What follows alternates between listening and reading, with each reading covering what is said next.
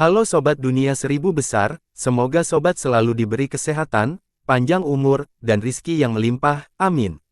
Sebelum masuk ke alur ceritanya, jangan lupa dukung channel ini ya dengan klik subscribe, like, komen, dan share, terima kasih. Mari kita lanjutkan perjalanan, Li Qiye. Banyak orang berpikir bahwa Li Qiye dan Akademi telah bersekongkol untuk menyapu seluruh sekutu, tetapi tidak ada yang tahu bahwa pertempuran ini sebenarnya dilakukan oleh Li Qiye saja. Skema memancing dan menangkap mereka ini dilakukan sendiri oleh Li Qiye. Akademi itu memang terpisah, tetapi rumor tentang hal itu benar-benar sundering secara alami palsu. Ini sengaja disebarkan oleh Akademi untuk memancing di lingkungan sekitar. Aliansi berasumsi bahwa Akademi tidak lagi mampu menanggung beban dan akhirnya akan berubah menjadi debu, sehingga mereka jatuh ke dalam perangkap. Li Qiye secara pribadi memimpin pertempuran ini sementara Akademi berubah dari pertahanan menjadi pelanggaran untuk membunuh semua lama yang tidak mati, memungkinkan mereka untuk mempertahankan arus dan memahami inisiatifnya. Saat ini, bahkan jika Akademi benar-benar terpecah, orang lain dengan skema harus berpikir dua kali, jangan sampai mereka kembali ke tragedi kebohongan. Setelah pertempuran, Singa Raja Roar sang raja sangat hormat ketika dia bertemu Li Qiye lagi. Sebelumnya, dia benar-benar ingin merekrut Li Qiye, tetapi setelah itu, hanya ada rasa kagum di pikirannya. Pada detik ini, dia mengerti mengapa putrinya bersedia untuk tinggal di sisi Li Qiye sebagai pelayan. Dia diam-diam merasakan hawa dingin dan memuji kekayaannya bahwa gerbang singa-singa tidak menyinggung Li Qiye. Jika tidak, mereka akan mengalami malapetaka yang terlalu dini. Dia juga ingat ketika dia teringat untuk tidak memprovokasi Li Qiye, jangan sampai mereka ingin hasil yang tak terbayangkan. Setelah pertempuran, Bing Yuxia mendatanginya beberapa saat kemudian dan bertanya, "Setan kecil, rencana ini mungkin dibuat olehmu, bukan?" Li Qiye menyetir ke atas dan ke bawah, lalu dia berkata, "Gadis kecil, sekarang tengah malam. Anda berlari di sini pasti karena Anda ingin menawarkan tubuh Anda kepada saya malam ini, benarkah? Namun, gaya cross-dressing Anda membuat saya kehilangan minat. Jika Anda ingin memanggil tempat tidur saya, ubah ke gaya seperti wanita. Lalu, aku mungkin dalam mood untuk bercinta." Setelah menggodanya, dia mengungkapkan seringai setan. "Pergilah ke neraka." Bing Yuxia tiba-tiba memerah karena marah dan mencoba menendang Li Qiye, tetapi dia dengan mudah mengelak, menyebabkan dia mengotak-atik dengan marah.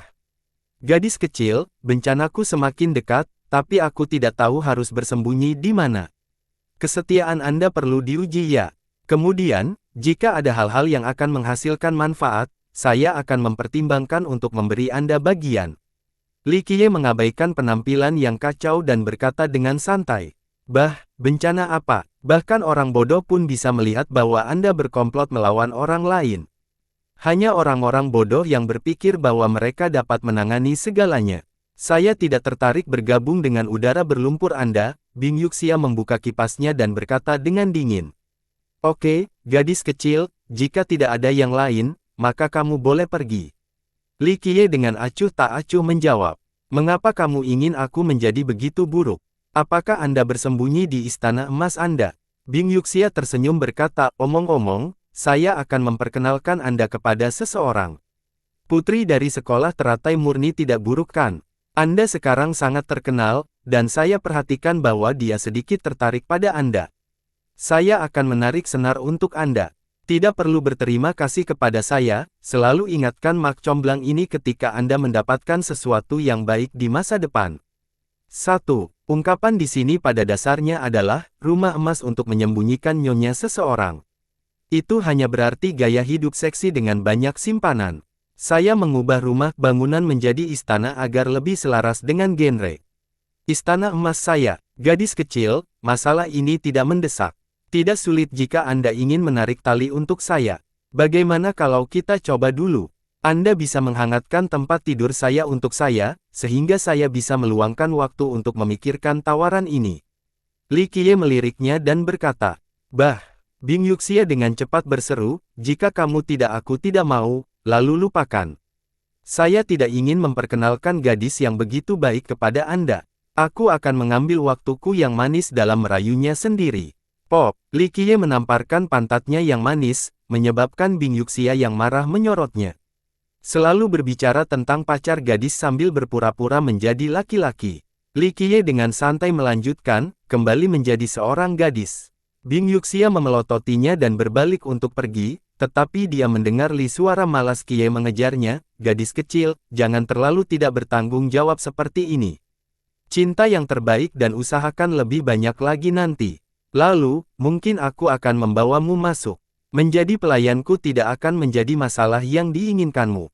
Bing Yuxia dengan marah menginjakkan kakinya setelah dia mendengar ini, lalu dia mengabaikan Li Qiye dan menarik keluar. Sehari setelah pertempuran berakhir, Peng Tao tua muncul di kediaman Li Qiye. Melihat Li Qiye, Tao tua itu menyerahkan sebuah kotak tua kepadanya dan dengan lembut menghela nafas. Apa, itu adalah kemenangan total namun kamu masih menghela nafas.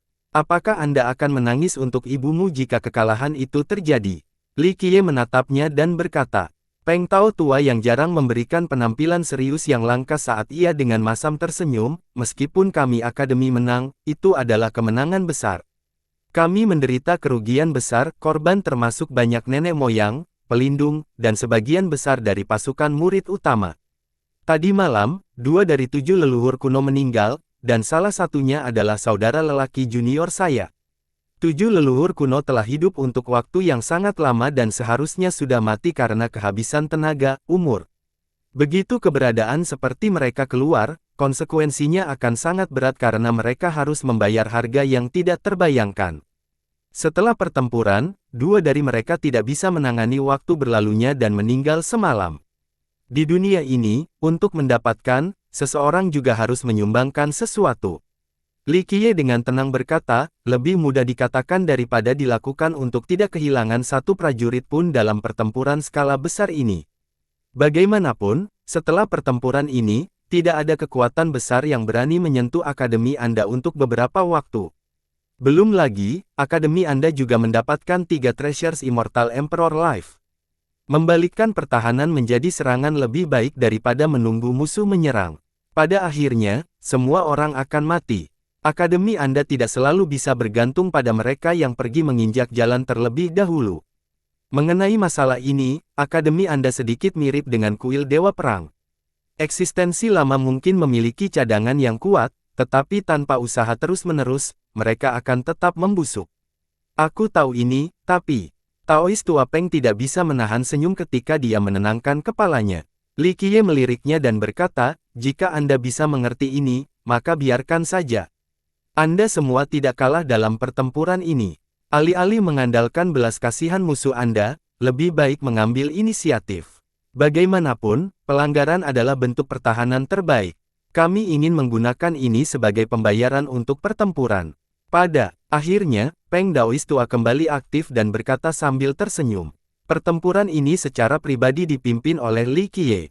Peng Daois tua telah hidup begitu lama, dan para tetua akademi semuanya menyesalkan bahwa ini adalah dunia untuk generasi muda. Terhadap musik bass semacam itu, para tetua akademi ingin menghindari menanganinya selama mungkin. Misalnya, 7 leluhur kuno biasanya tidak akan pernah menyerang secara aktif, karena begitu mereka melakukannya, harganya akan sangat berat. Namun, Li Qiye secara pribadi memimpin pertempuran dan melawan segala rintangan, memberikan kesempatan baik bagi 7 leluhur kuno untuk mengambil tindakan. Meskipun mereka menderita kerugian besar, para tetua akademi tidak bisa mengakui bahwa mereka pada usia tua tidak memiliki keberanian dan keberanian berdarah panas ini. Li Qiye mengambil kotak tua itu, membukanya, dan dengan cermat memeriksa isinya sebelum menutup dan menyimpannya. Dia kemudian perlahan berbicara, selalu ada harga. Selain itu, benda ini sudah lama tinggal di akademi Anda. Daripada membiarkannya berjamur, lebih baik bagi saya untuk meluangkan dan benar-benar memanfaatkan efek aslinya. Apa maksud Anda menggunakannya? Peng Daois tua tidak bisa membantu tetapi bertanya karena dia dipenuhi rasa ingin tahu. Ini sebuah rahasia. Mungkin Anda akan mengetahuinya nanti. Li Qiye menenangkan dan berkata, harta ini mempengaruhi banyak hal, dan Li Qiye tidak akan dengan mudah membiarkan orang lain masuk ke dalam pesanan. Sama seperti rahasia tablet batu di pintu masuk. Peng Daois tua bertanya, perimeter bijak-bijak. Di luar keberadaan pada tingkat yang sama dengan 7 leluhur kuno, sangat sedikit orang yang mengetahui rahasia tablet batu. Namun, sebagai orang luar, Li Qiye tahu tentang hal itu dan bahkan bertindak untuk mengaktifkannya. Ini terlalu luar biasa. Itu juga rahasia. Li Qiye menatapnya dengan satu mata dan berkata, bukan seorang pun dari akademi yang memahami perimeter bijaksana lebih dari Li Qiye. Meskipun perimeter ini dibangun selama era Desolate, perimeter ini diperbaiki beberapa kali pada generasi berikutnya. Terutama setelah pertempuran berdarah selama era kegelapan, perimeter ditingkatkan dan kekuatan menjadi lebih kuat. Jika itu mengerahkan kekuatan sejati, maka pertahanan akademi akan sangat berguna. Perbaikan dan perbaikan adalah ide-ide dari Li Qiye. Dia juga mengawasi implementasinya. Tao Tua Peng hanya tersenyum dan tidak bertanya lebih lanjut. Li Qiye terlalu misterius, jadi meskipun Daois tua itu ingin sampai ke akar, dia juga tahu bahwa Li Qiye memiliki batasnya. Siapapun yang melewati batas ini tidak akan memiliki akhir yang baik. Ada satu hal lagi, mungkin Anda akan bisa menyelesaikannya. Daois tua Peng akhirnya berkata. Li Qiye membuka matanya dan berkata, Dewa Alam, kan? Daois tua Peng menarik napas dalam-dalam dan dengan serius menganggukkan kepalanya, lalu dia berkata, ya. Soal Dewa Alam, situasi menjadi lebih serius, dan pada saat ini, kami tidak memiliki cara untuk berkomunikasi dengannya. Kami kehilangan kontak setelahnya setelah sesuatu terjadi padanya. Keadaannya memburuk, dan jika ini terus berlanjut, akademi akan benar-benar hancur. Saya harus melihatnya sendiri. Li Qiye menyentuh dagunya sekali sebelum dia melanjutkan, mungkin akan ada solusi. Itu akan menjadi yang terbaik. Peng Daois tua tersenyum hehe dan berkata, namun, Anda tidak perlu meminta bayaran setinggi itu lagi. Pada akhirnya, kami akan mengembalikan pelanggan. Jika Anda membuat kami membayar begitu banyak setiap kali, akademi kami pada akhirnya akan bangkrut. Saya akan melakukannya secara gratis kali ini, oke. Li Qiye dengan marah menyorotinya dan berkata, Old Daois Peng menjadi bersemangat dan menggosok tangannya sementara dia dengan ceria tersenyum, tidak ada yang lebih baik. Lagi pula, tidak ada yang lebih menggiurkan di dunia ini selain makan siang gratis. Ayo kita pergi dan melihat-lihat. Li Qiye terlalu malas untuk peduli dengan Old Daois Peng, jadi dia berdiri dan berjalan keluar.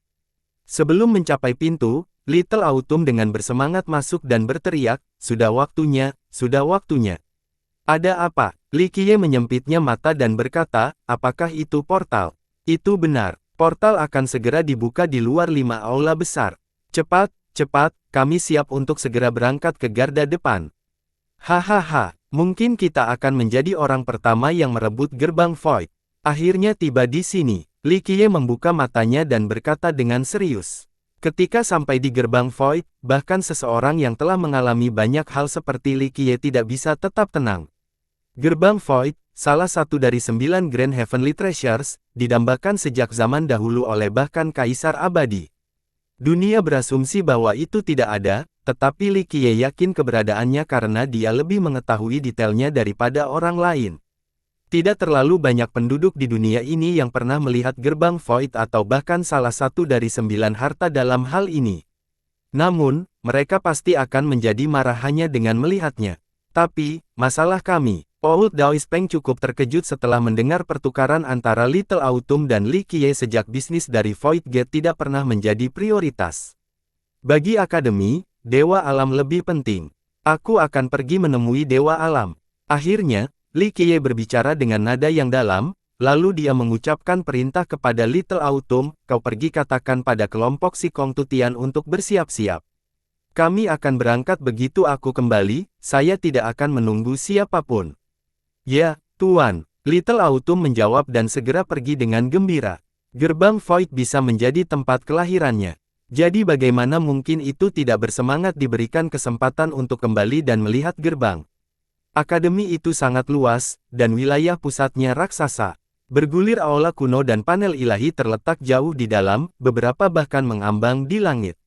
Tidak menyebutkan siswa dari 5 aula, bahkan para murid akademi tidak diizinkan di tempat-tempat ini. Itu adalah hak yang diperuntukkan bagi para ahli tingkat tua dan pelindung. Akademi memiliki banyak rahasia setelah ada begitu lama, terutama di urat nadi utama bawah tanah di tanah terdalamnya. Begitu seseorang melangkah ke tempat ini, mereka akan merasa bahwa esensi duniawi sangatlah padat. Bahkan seseorang dengan talenta terburuk pun akan dapat merasakan ketebalannya. Terhubung dengan langit dan bumi bersama dengan Grand Dao ini adalah sensasi yang luar biasa. Kalian telah mempertahankan vena leluhur ini terlalu lama. Li Qiye berdiri di sini dan merasakan keajaiban tanah. Tempat seperti itu memang sangat langka di dunia ini. Dia menghela nafas dari esensi duniawi ini dan berkata, setelah lama memiliki vena leluhur ini, akan aneh jika orang lain tidak mengingini itu. Peng Daois tua tersenyum masam dan berkata, kita tidak bisa disalahkan karena menempatinya begitu lama. Ini karena nenek moyang kita memiliki pandangan ke depan untuk membangun fondasi Dao di tempat ini. Sebagai keturunan mereka, kita tidak bisa begitu saja menyerahkan harta karun tersebut kepada orang lain, bukan? Itu akan menjadi perbuatan yang tidak layak bagi nenek moyang kita. Ini benar, Akademi Dao Surgawi dan Kuil Dewa Perang leluhur kekuatan besar ini memang bijak dan lihai, sepanjang zaman, sedikit orang yang bisa dibandingkan dengan mereka. Kekuatan dari garis keturunan yang kekal tidak hanya didasarkan pada upaya para keturunan, tetapi juga dari pandangan jauh ke depan para leluhur. Setelah puluhan dari jutaan tahun, warisan yang tak terhitung banyaknya menjadi abu. Bahkan sejumlah garis keturunan kaisar abadi menghilang di tengah-tengah sungai waktu. Namun, dua keberadaan ini terus berlanjut, dan ini ada ringkasan dengan lokasi yang dipilih oleh nenek moyang mereka. Melangkah ke tanah ini, orang bisa mendengar nyanyian naga banjir dan melihat burung phoenix suci menari sepanjang dengan ikan-ikan indah bermain di permukaan sungai. Semua tanaman langka dan berharga, bersama dengan hewan-hewan aneh, semuanya dapat ditemukan di tempat ini. Dari sini, orang dapat melihat betapa menakjubkannya harta tersembunyi akademi itu. Itu telah mengumpulkan terlalu banyak sumber daya selama berabad-abad. Mungkin, itu karena nenek moyangmu meninggalkan terlalu banyak hal untuk kalian, membiarkan kalian semua makan dengan santai tanpa khawatir. Setelah bertahun-tahun, akademisi dan semua leluhurnya masih belum dapat menumbuhkan kaisar abadi yang hanya milik Anda. Li Qiye tidak bisa tidak berkomentar setelah melihat tanah harta ini. Kata-kata ini sulit didengar, tetapi Peng Daois tua harus setuju dengan mendesah, ini mungkin memuaskan. Sejak era Desolate sampai sekarang, sumber daya dan kekuatan rahasia Akadem dan Kuil Dewa Perang tidak kalah dengan warisan lainnya. Meskipun Akademi melatih banyak murid dan siswa menjadi karakter besar dan legendaris, bagian yang aneh adalah bahwa Akademi tidak pernah merawat Kaisar Abadi. Kaisar Abadi Aohai dan Kaisar Abadi Takong memang lulus dari Akademi, tetapi lebih tepatnya, mereka bukan pewaris sejati. Hancurkan kemudian reformasi ini mungkin merupakan pilihan yang baik untuk Akademi Anda. Li Qiye berkata, ada dua kelemahan mematikan mengenai Akademi dan kuil Anda. Pertama adalah kelompok orang tua yang terlalu konservatif, tidak ada keinginan untuk memulai dari awal, tidak ada tekad untuk membunuh sampai langit runtuh, tidak ada keyakinan untuk bertarung dengan dua tangan kosong. Kamu semua selalu memilih duniamu sendiri dan memikat dirimu di dalam. Meskipun Anda telah berdiri kuat, Anda telah kehilangan keberanian dan dominasi yang dapat menembus langit, keberanian untuk menembus seluruh dunia seperti saat itu di era Desolate. Kedua, bahkan jika Anda memiliki lebih banyak sumber daya yang tersembunyi, lalu apa? Ada pepatah yang keras, orang-orang yang hidup di masa damai tidak akan memiliki keganasan untuk bersaing melawan surga demi mangkuk nasi. Anda dan keturunan Anda terlalu banyak ditipu. Dengan kata lain, apakah Anda pernah bersaing untuk harta duniawi tepat di depan mata Anda, bahkan jika itu berarti menjadi musuh seluruh dunia? Itu sama dengan masalah portal, Anda memilih untuk mengambil langkah mundur dan membuka portal untuk pelestarian diri. Cara berbisnis seperti ini terkesan rasional, tetapi akademisi Anda tidak ingin memaksakan diri Anda ke selat yang putus asa. Sejujurnya, Anda tidak memiliki tekad untuk mendorong diri Anda ke jalan buntu. Kedua kelemahan mematikan ini adalah sama. Memiliki terlalu banyak hal ini adalah sesuatu yang Anda semua nikmati sejak usia muda. Begitu Anda menjadi leluhur, Anda lebih suka berkompromi mengenai banyak hal karena Anda semua tidak kekurangan apapun.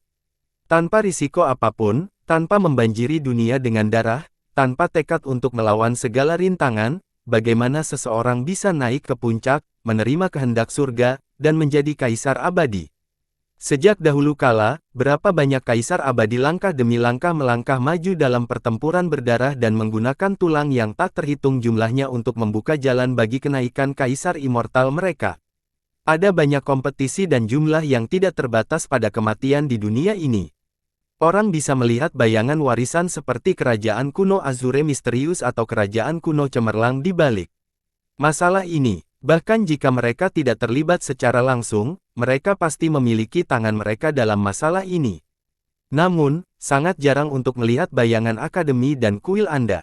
Li Qiye mengambil waktu berbicara, tidak hanya untuk mendengarkan Peng Daois tua, tetapi juga untuk mengeluarkan emosinya. Bisakah apakah itu karena akademi kita dan kuil Dewa Perang memiliki tradisi cinta damai? Selama berabad-abad, kami selalu melindungi umat manusia. Peng Daois tua tidak bisa mengatakan apa-apa. Kata-katamu benar, ras manusia yang memiliki, hari ini, yang damai memiliki banyak kaitan dengan akademi dan kuilmu. Kamu sukses karena kredo ini, tapi suatu hari kamu juga akan kalah karenanya. Li Qiye setuju dengan kalimatnya. Mereka berdua berjalan ke kedalaman akademi. Dengan pemandangan yang luas dan megah, ini adalah tempat paling misterius di akademi itu yang terbentang meskipun akademi itu terpisah dengan banyak gunung dan sungai yang hancur dan bangunan-bangunan yang hancur, itu hanya ada di luar. Lokasi-lokasi yang penghancuran itu adalah tempat-tempat di mana pengaruh Yayasan Kaisar berada pada titik terlemahnya, tempat ini adalah lokasi dengan fondasi paling kuat di akademi. Di bawah bumi adalah fondasi yang tidak dapat dilalui, jadi tanda-tanda bencana alam sangat kecil di sini. Tidak peduli siapa itu, hati mereka akan mulai berdetak kencang setelah melihat lokasi yang begitu indah.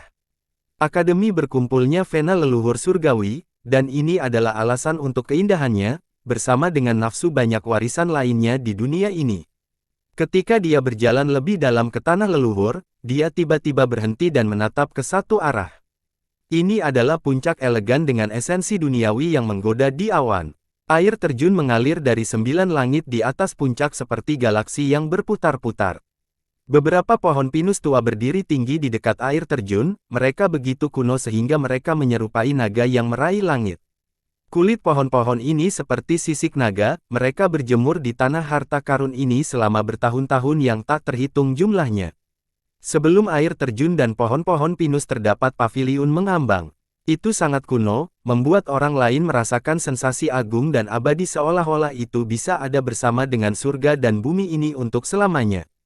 Tidak ada apapun di dunia ini yang bisa mengguncang paviliun tua ini. Pintu tertutup paviliun ini menghalangi orang lain untuk mendekat, orang bahkan tidak berani mengambil setengah langkah lebih dekat. Angin akan menjadi lambat ketika berhembus di dekat tempat ini. Burung-burung terbang tidak akan berani menyanyikan lagu-lagu mereka seolah-olah mereka takut mengganggu orang yang tidur di dalam. Gunung ilahi yang tak terhitung jumlahnya dan puncak raksasa mengelilingi daerah ini dengan banyak aula tua dan biara-biara harta karun, tetapi paviliun ini menyebabkan ruang ini menjadi tenang seolah-olah itu adalah malam yang tenang. Para akademisi tua tidak berani mendekat, dan para murid tidak berhak mengakses area ini sejak awal. Mereka takut mengganggu keberadaan tidur di dalam paviliun ini. Itu adalah lokasi yang sangat penting bagi akademi, dan bahkan bisa menjadi harapan terbesarnya di masa depan. Li Qiye berdiri di sana sambil berdebar-debar ketika dia melihat ke paviliun tua. Dia terlalu familiar dengan itu, dan itu tidak berubah setelah bertahun-tahun. Dahulu kala, Li Qiye tinggal di paviliun tua ini sebagai tempat istirahatnya yang sesekali. Kurang dari kemudian, paviliun tua ini dipindahkan ke Akademi Dao Surgawi. Sejak saat itu, dia jarang kembali ke kota 100 Timur. Dan bahkan jika dia melakukannya, dia akan tinggal di lokasi yang berbeda untuk sesaat sebelum pergi dengan tergesa-gesa. Melihat Li Qiye menatap paviliun lama untuk waktu yang lama, Peng Daois tua mulai berbicara, ini adalah tempat di mana matriark Courtyard Everstanding kami tidur. Kami menyebutnya paviliun abadi. Sebenarnya cabang Everlasting sebelumnya tidak ada di akademi. Hanya setelah Magu datang, pohon itu menjadi cabang. Meskipun Everstanding Courtyard hanya memiliki satu pewaris tunggal setiap generasi, itu masih salah satu cabang terkuat di akademi, dan matriarknya masih hidup hingga hari ini. Li Qiye akhirnya menghela nafas dengan sedikit emosi di hatinya dan bertanya, bagaimana kabar Magu? Old Daois Peng dengan lembut menenangkan dan menjawab, sebenarnya, aku juga tidak tahu. Saya bertemu matriark sekali ketika saya masih sangat muda, dan itu ketika saya bergabung dengan halaman abadi. Pada saat itu, tuanku membawaku untuk memberi penghormatan kepada matriark. Dari ingatanku, itu satu-satunya saat dia bangun. Sangat sedikit orang di akademi yang melihat leluhur besar dalam keadaan sadar. Bahkan orang tua, seperti 7 leluhur, sangat jarang melihatnya. Seseorang mengatakan kepada tuanku bahwa kecuali seseorang menghancurkan akademi dan maju terus ke daerah ini, akan sangat sulit untuk membangunkan leluhur. Sedikit sekali orang yang tahu tentang matriark halaman abadi, Immortal Su Chong. Bahkan beberapa yang melakukannya kemungkinan besar sudah mati sekarang. Sejak dulu, banyak orang menyegel diri mereka sendiri untuk bertahan hidup dari generasi kuno hingga saat ini, dan mereka menggunakan batu era darah untuk mengubur diri mereka sendiri. Ini tidak berbeda dengan mati, tetapi akan ada suatu hari ketika mereka akan dibangunkan, atau terwujud, seperti yang dunia sebut. Immortal Su Chong adalah seseorang yang tidak menyegel dirinya sendiri, belum berhasil hidup sampai hari ini. Satu-satunya hal yang perlu dia lakukan adalah masuki masa hibernasi yang lama agar tidak menggunakan batu era darah untuk menahan pelayuan waktu karena dia mengolah fisik abadi yang paling sulit, paling memakan waktu, dan yang paling tergantung pada kemauan, dapatkan fisik dari semua immortal fisik. Faktanya, banyak nenek moyang di akademi sangat sedikit mengerti tentang matriark yang kekal, dan beberapa bahkan tidak tahu judul Daois Magu. Eselon atas hanya tahu bahwa ada leluhur yang sangat kuat tidur di tempat ini. Di antara mereka, beberapa menganggap Immortal Su Chong dan Dewa Realem menjadi dua dewa dari akademi, tetapi tidak ada yang tahu siapa yang lebih kuat. Apakah Anda ingin melihat matriark? Pada akhirnya, Old Daois Peng tidak bisa membantu tetapi mengungkap lebih jauh. Dia merasa aneh bahwa orang luar akan tahu tidak hanya gelar matriark, tetapi juga nama aslinya. Sebenarnya, Li Qiye sepertinya tahu tentang dia dengan sangat rinci. Dan ini lebih jauh menggelitik minat Taoisme lama pada asal-usul Li Qiye. Akhirnya Li Qiye menarik dan dengan lembut menenangkan kepalanya sebelum berkata, tidak perlu. Baginya, lebih baik tidak melihatnya. Magu akhirnya menemukan jalannya sendiri. Dia bukan lagi gadis muda tahun itu, dan dia tidak lagi membutuhkan bimbingan gurunya. Dia bisa menempuh perjalanan sendiri, sehingga tanggung jawabnya selesai. Li Qiye akhirnya bertanya, pada tingkat apa matriark Anda telah mengolah fisik abadi? Li Qiye selalu meneliti fisik ini dan telah berusaha untuk melatih seseorang untuk mencapai penyelesaian yang sempurna, tetapi semua itu tidak berhasil. Magu, mungkin, adalah pengirimnya. Agar lebih akurat, Magu bukanlah seseorang yang dipilih oleh Li Qiye. Itu adalah kasus penanaman pohon willow yang tidak sengaja yang akhirnya menjadi hutan. 1. Prosa dari pepatah lama dari Azae. Versi lengkapnya adalah, sengaja menanam bunga hanya agar lay, tanpa sengaja menanam pohon willow yang tumbuh menjadi hutan. Ini adalah metafora untuk mengikuti aliran alam dalam Taoisme. Itu juga bisa menguji vitalitas pohon willow. Saya tidak tahu secara spesifik, tetapi tuan saya mengatakan bahwa matriark hanya satu langkah kecil dari mencapai penyelesaian yang sempurna. Setelah langkah ini, mungkin dia akan mencapai keabadian. Peng Kong melanjutkan, yang benar adalah bahwa matriark adalah satu-satunya orang di halaman abadi kita yang masih bertahan, kami bukan tandingannya. Setelah mengatakan ini, dia hanya bisa menghela nafas malu. Peng Kong adalah penerus generasi ketujuh dari Evergreen Courtyard. Semua penerus sebelumnya telah mengucapkan selamat tinggal kepada dunia ini dengan memasuki tidur nyenyak di bawah tanah, namun sang matriark terus hidup. Alasannya sangat sederhana, penerus lainnya tidak dapat bertahan sampai akhir. Meskipun pengguna Eternal fisik hidup untuk waktu yang sangat lama, alasan mengapa mereka tidak bisa mematuhinya juga karena umur yang panjang ini. Dengan masa hidup yang panjang, dunia ini sangat sibuk sementara Grand Dao sangat sepi. Dengan kemampuan untuk menguasai dunia ini, siapa yang ingin menjaga halaman kecil untuk selamanya? Li Qiye memandangi pionis lama dan berkata, dia memahami alasan sederhana ini dengan sangat baik karena ini adalah alasan mengapa upaya masa lalunya gagal. Taoisme lama memaksa tersenyum dan menyesali, terlalu benar. Siapa yang mau sendirian dengan kekuatan sebesar itu? Mengenai orang tua ini, saya mungkin tidak memiliki ambisi untuk menguasai dunia ini dan menikmati semua keindahan, tetapi godaan terbesar saya adalah makanan. Saya tidak tahan dengan keterbukaan yang lama, saya lebih suka berlari keliling dunia ini untuk menangkap ikan ilahi dan ayam abadi untuk memuaskan rasa lapar saya dengan hidangan lezat. Pada akhirnya, saya tidak bisa bertahan. Li Qiye tidak mengatakan apa-apa, dia juga tidak menyalahkan Daois tua itu. Setelah jutaan tahun, banyak orang bertekad telah mencoba, dan akhirnya gagal. Dapat dipahami bahwa Daois lama itu tidak bisa bertahan lama. Mereka akhirnya melangkah ke wilayah terdalam akademi di mana Dewa Realem berada. Tidak aneh bagi dunia yang tidak tahu tentang Immortal Suchong, tetapi Dewa Realem terkenal tersebar di seluruh 9 surga. Dunia Kaisar Fana pernah memiliki 2 dewa besar, Dewa Bencana dari Sekte Dupa Kuno, dan Dewa Realem dari Akademi Dao Surgawi. Meskipun keduanya tidak diberi gelar melalui investasi formal, dunia telah menerima keduanya sebagai dewa. Mereka adalah dewa sejati, bukan dewa palsu yang mengaku sebagai dewa. Dewa alam telah menemani akademi melalui banyak cobaan dan penyimpanan sebagai pelindungnya. Generasi mendatang bahkan mengatakan bahwa dewa alam memiliki kesempatan untuk menerima kehendak surga dan menjadi kaisar abadi, tetapi tidak tahan meninggalkan akademi. Ia memilih untuk tetap tinggal sebagai pelindung akademi, sehingga tidak bisa melabung ke dunia dan menjadi kaisar abadi. Sebelum mencapai tempat Dewa Realem, Li Qiye melihat lebih dari 10 pria tua dengan rambut putih bersih, mengendalikan platform dao raksasa yang menciptakan formasi besar. Selusin lelaki tua ini sibuk menyanyikan kata-kata benar dan tulisan suci abadi, menyebabkan formasi agung mengirimkan tetes-tetes embun yang manis. Ketika embun manis turun, suara abadi muncul dari dalam formasi besar, menciptakan suasana yang tenang. Bahkan seorang tukang daging akan dipaksa untuk meletakkan pisaunya dan pikiran jahat di hatinya dihanyutkan. Karena Dewa Realem merasa tidak nyaman dan hampir gila, para tetua mencoba yang terbaik untuk menenangkannya. Mereka bermaksud membasmi kejahatan di hati Dewa Realem, tetapi hasilnya tidak jelas.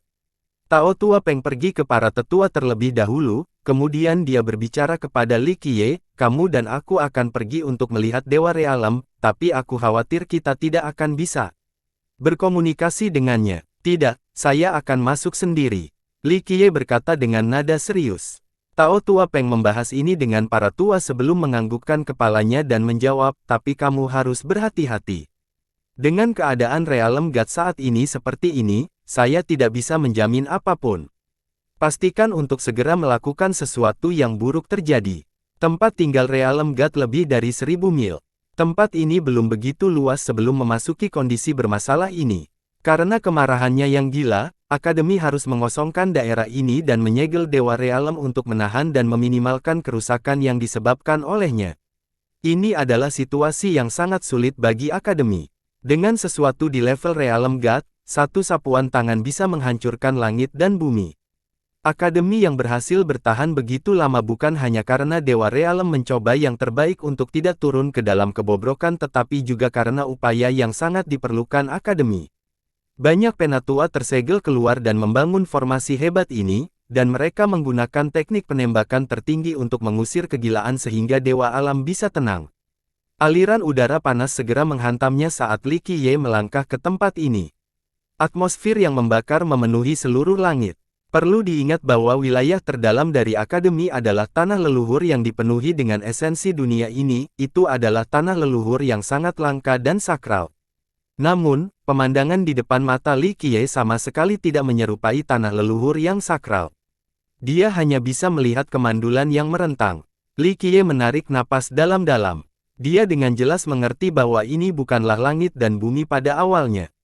Ini seharusnya tempat yang penuh kehidupan. Tidak ada keraguan bahwa kematian dunia ini disebabkan oleh Dewa Alam. Membakar langit dan menenggelamkan lautan bukanlah masalah yang sulit begitu seseorang mencapai tingkat Dewa Alam. Jika itu benar-benar menjadi gila, maka itu akan benar-benar menghancurkan seluruh Akademi. Menginjak tanah tandus ini, itu semakin menjadi panas ketika bumi menjadi semakin rusak. Begitu Li Qiye mencapai tempat tertentu, seluruh lingkungan terfragmentasi seolah-olah kekuatan yang kuat mencabik-cabik bumi. Li Qiye melihat Dewa Alam, salah satu dari dua dewa dunia Kaisar Fana dan sesuatu yang sebanding dengan dewa bencana. Keduanya lebih dari cukup kuat untuk dihormati oleh generasi mendatang. Namun, jika Anda berpikir bahwa Dewa Realem adalah ahli yang tak terkalahkan yang memandang dunia rendah ini dan memerintah selama 6 dao, maka Anda benar-benar salah. Dewa Alam adalah pohon pinus, bukan manusia. Itu adalah pohon pinus yang sangat tua dan sakral. Legenda mengatakan bahwa pohon ini tumbuh di gerbang Void, dan Akademi Leluhur kemudian membawanya ke dunia luar. Tidak ada orang luar yang tahu apakah ini kebenaran atau tidak karena dunia juga berpikir bahwa Void Gate tidak ada dan itu hanya pernyataan tanpa dasar. Ini bukan pertemuan pertama Li Qiye dengan Dewa Alam. Saat Dark Crow melakukan perjalanan kemana-mana, dia telah bertemu Dewa Realem beberapa kali. Orang bisa mengatakan bahwa pada saat itu, aura Dewa Realem tak tertandingi. Apalagi ketika itu mempertahankan bentuk pohon pinus biasa, semua orang akan tahu bahwa itu adalah pohon pinus yang tercerahkan dalam Dao. Namun, penampilannya telah berubah dari sebelumnya karena pertemuan keduanya. Saat pohon pinus tumbuh di bumi yang hangus ini, pohon itu layu dan tanpa daun di dahannya yang patah dan pecah. Li Qiye dengan hati-hati memandang Dewa Alam dan kaget ketika dia melihat lukanya. Tubuh Lei itu tidak penting, kuncinya adalah ada setengah cabang yang terbakar seolah-olah disambar petir. Ini adalah musikah yang diturunkan oleh surga. Li Qiye bisa tahu dengan pandangan. Sekilas apakah itu kerusakan yang disebabkan oleh kematian. Dia dengan cermat melihat lokasi luka gosong di pohon pinus, area luka ini tampaknya telah kehilangan semua vitalitasnya seolah-olah terputus oleh sambaran petir. Ini adalah cedera fatal. Bahkan keberadaan seperti Dewa Alam akan mengalami kesulitan menyembuhkan luka seperti itu. Setelah melihat luka itu berulang kali, dia akhirnya mengeluarkan jarum hitam dari luka itu. Ada kegelapan yang menyilaukan seolah-olah itu menghabiskan waktu, menanamkan rasa takut langsung ke hati orang lain. Lebih akurat menyebut kilau hitam daripada jarum hitam. Ruang waktu Chaos Glint. Melihat kilau hitam di tangannya, Li Qiye terkejut. Little Autumn pernah membawa kilau hitam ini kembali sehingga Li Qiye telah melihatnya sebelumnya dan memahami maknanya. Apakah pohon dunia benar-benar akan muncul? Li Qiye mengucapkan sambil melihat cahaya hitam ini di tangannya. Kegelapan ini diketahui terlibat dalam hal-hal yang tidak manusia, tetapi Li Qiye tahu bahwa itu ada di dalam asal-usul Realem God. Setelah beberapa saat, dia meletakkan cahaya hitam dan dengan tenang memanggil pohon pinus, Dewa Alam, dapatkah Anda merasakannya? Bisakah Anda merasakan diri Anda sedang dilahap? Namun, terlepas dari permintaannya, Dewa Alam tidak menanggapi seolah-olah ia kehilangan vitalitasnya. Itu seperti pohon pinus kuno yang dilanda kesengsaraan surgawi, menunggu kematian. Ya Tuhan, Dewa Alam, Li Qiye memanggil sekali lagi, tetapi dia tidak mendapat jawaban. Namun, Li Qiye tidak menyerah dan terus memanggil dengan lembut dewa-dewa. Dia tahu bahwa Dewa Alam sengaja menekan dirinya hingga tertidur nyenyak. Sementara itu, selama perjalanan Li Qiye ke kedalaman akademi, lampu abadi yang cemerlang tiba-tiba menutupi langit tepat di luar 5 aula besar. Sinar yang meliputi memberi penampilan akademi tanah abadi. Cahaya melayang sebentar sebelum akhirnya jatuh dan berubah menjadi portal yang sangat kuno di wilayah 5 aula besar. Cahaya abadi kemudian secara terus-menerus menciptakan banyak visual besar yang berubah. Orang bisa melihat banyak pemandangan indah melalui portal, termasuk gunung agung yang menjulang ke langit bersama dengan lembah yang dalam dan kuil kuno yang rusak kurang dari P. Portal abadi membuka. Sepotong berita menakjubkan ini menyebar ke seluruh akademi dan seluruh kota 100 Timur hanya dalam 1 hari. Keributan dari kegembiraan banyak orang penggarap muncul setelah berita disebarkan. Orang-orang dengan cepat membangun menuju akademi karena ini adalah alasan mengapa mereka melakukan perjalanan ke sini dari keempat penjuru.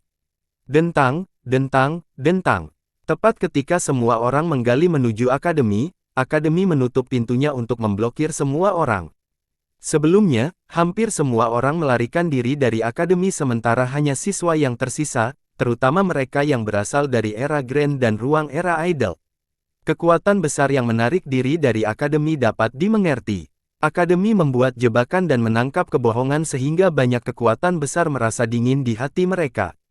Metode akademi terlalu kejam, sehingga mereka yang menjadi bagian dari skema menjadi lebih takut dan cepat meninggalkan akademi.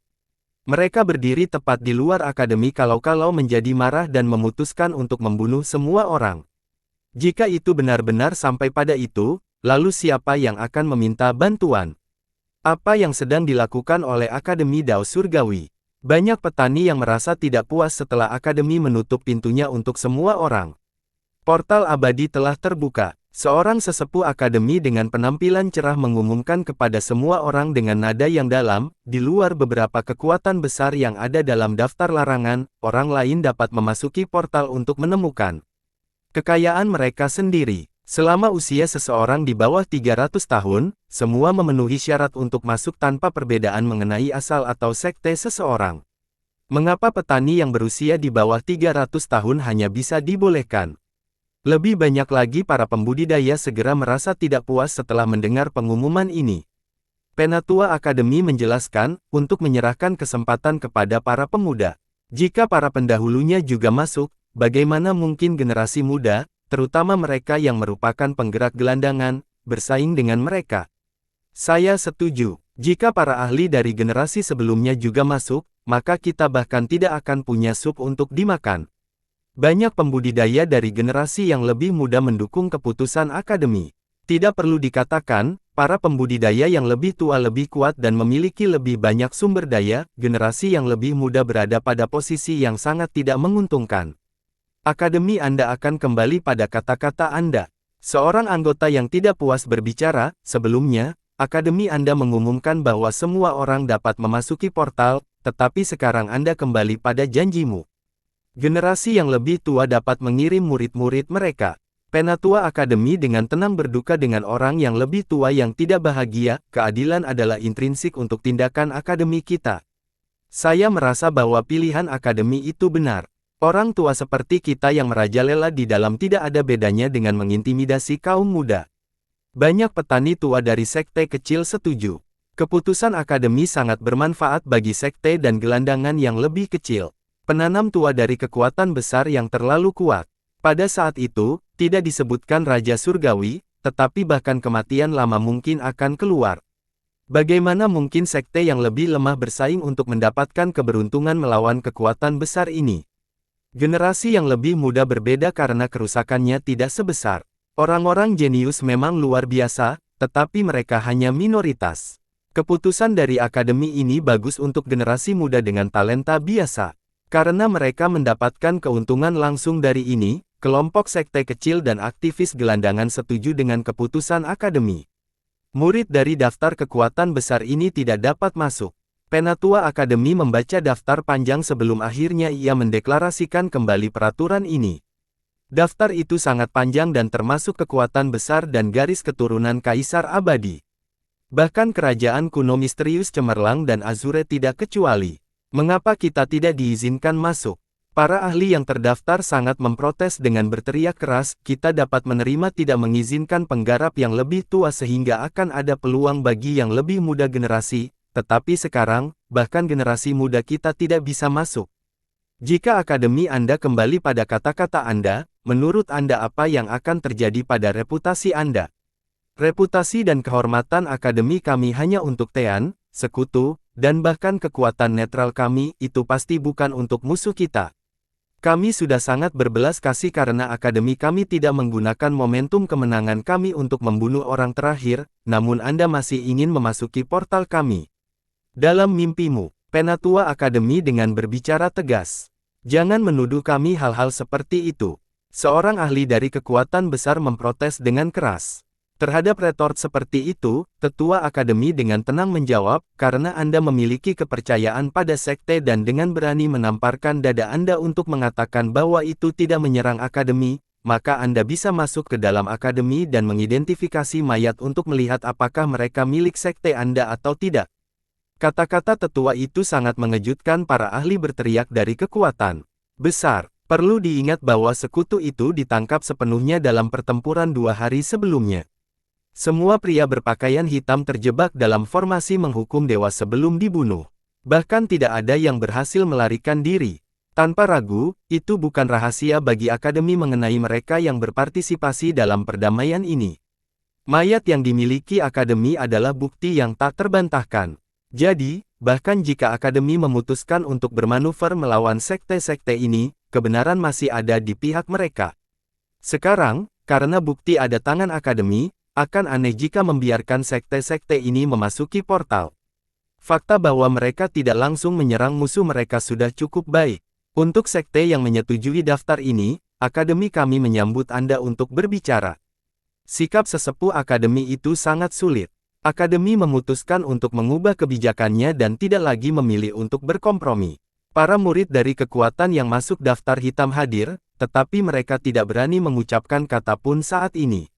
Akademi Dao Surgawi memiliki kekuatan untuk menghancurkan plotnya, dan juga memiliki kemampuan untuk membantai mereka semua pada saat ini. Pada saat ini, siapa yang berani mencapai skala terbalik Akademi? 1. Naga memiliki skala terbalik. Jika Anda menyentuh mereka, mereka akan menjadi gila, yang merupakan makna di balik kalimat ini. Jangan menyentuh Akademi karena mereka adalah naga yang marah saat ini. Beberapa kekuatan netral besar diam-diam terdaftar ini. Kerajaan kuno Brilliance dan beberapa yang lain membentuk benua besar, dan kekuatan-kekuatan besar yang netral merasakan tekanan besar karena tidak bergabung. Aliansi ini dapat menghancurkan Akademi, dan besok, akan mengubah masa depan mereka. Tapi hari ini, Akademi menghancurkan aliansi sehingga kekuatan besar netral menjadi menyenangkan. Keputusan Akademi adalah serangan langsung ke banyak kekuatan besar sementara pada saat yang sama memberikan manfaat sekte yang lebih lemah. Idol Era Hall dan Grand Era Hall juga diperoleh dari masalah ini karena banyak siswa Era Zenith dan Era Suci kehilangan hak istimewa mereka untuk memasuki portal. Orang-orang cerdas mengerti bahwa Akademi ingin mengalahkan musuh eksternal saat merawat siswa Grand Era dan Era Idol. Itu jelas selama badai 2 hari lalu, siswa Grand Era dan Idol Era jauh lebih loyal kepada Akademi dibandingkan dengan ruang-ruang lainnya, sehingga Akademi yang dengan sengaja memberi mereka kesempatan di dalam portal itu tidak mengejutkan. Setelah portal dibuka, para pemuda berdarah panas dengan bersemangat berlomba untuk masuk. Pergilah, hampir waktunya bagi kita untuk menjadi kaisar abadi kedua Hao Hao. Para siswa Era Grand sangat gembira dan berteriak, nasib abadi, aku datang. Setelah sinyal dari sesepuh Akademi, semua siswa lift masuk. Mereka yang masuk daftar hitam hanya bisa menonton sekelompok anak muda yang masuk. Kelompok yang tidak puas dengan Akademi ingin menjadi gila, tetapi mereka hanya bisa bertahan karena mereka mengerti betapa menakutkannya Akademi itu. Untuk melawan mereka, pada saat ini, adalah pilihan bodoh dan bunuh diri. Pada hari kedua setelah portal dibuka, Li Qiye meninggalkan kediaman Realm God. Baiklah, melihat Li Qiye keluar, Daois tua Peng buru-buru bertanya. Para tetua Akademi tidak bisa membantu tetapi menatap Li Qiye. Mereka tidak berdaya tanpa solusi, jadi mereka semua menaruh harapan pada Li Qiye. Kalian semua salah, Dewa Alam tidak menjadi gila karena iblis di dalamnya. Li Qiye menggelengkan kepalanya dan berkata, jika ini bukan masalahnya, lalu apa lagi yang bisa terjadi? Peng Daois tua bertanya dengan heran. Apakah Anda tahu asal-muasal sebenarnya dari alam ya Tuhan? Li Qiye melirik Tao tua itu dan menjawab dengan sebuah pertanyaan. Peng Tao tua, tidak tahu harus berkata apa, dia dan para tetua lainnya saling melirik. Saya mendengar seorang senior mengatakan bahwa Dewa Alam dikeluarkan oleh leluhur awal dari Void Gate. Pria tertua di sini menjawab. Meskipun para tetua di sini 7 bukan leluhur kuno di Akademi, beberapa dari mereka sudah sangat tua. Mereka hanya muncul untuk mengusir setan batin Realm God. Ya, lebih tepatnya, Dewa Realm dan Pohon Dunia memiliki hubungan yang dekat. Kata Li Qiye, Pohon Dunia, Peng Daois tua dan para tetua yang lain terkejut. Setelah dikirim ke memahami yang lama, Peng Daois tua diam-diam berkemah, Pohon Dunia ini adalah legenda lain. Di antara kami tulang-tulang tua, beberapa telah memasuki portal, tetapi tidak ada di antara kami yang pernah melihat Pohon Dunia. Ini bukan legenda, Pohon Dunia benar-benar ada. Li Qiye dengan ringan berkata, kepada lebih spesifik, bahkan jika Dewa Realm tidak dilahirkan di bawah Pohon Dunia, sumber asalnya masih banyak dijelaskan dalam Pohon Dunia. Ini adalah kepastian bahwa itu lahir di dalam portal yang tak lekang oleh waktu dan dikeluarkan pada usia muda sebelum tumbuh di akademi Anda. Di luar dibesarkan oleh orang bijak yang tak terhitung jumlahnya, Dewa Alam juga menyerap energi duniawi dari vena leluhur di bawah akademi untuk membentuk daunnya. Disinilah letak masalahnya. Sebelumnya, Dewa Alam baik-baik saja karena pohon dunia tidak pernah muncul, tetapi kali ini berbeda. Energi kehidupan pohon dunia dengan cepat meliputi sumber asal Dewa Realem.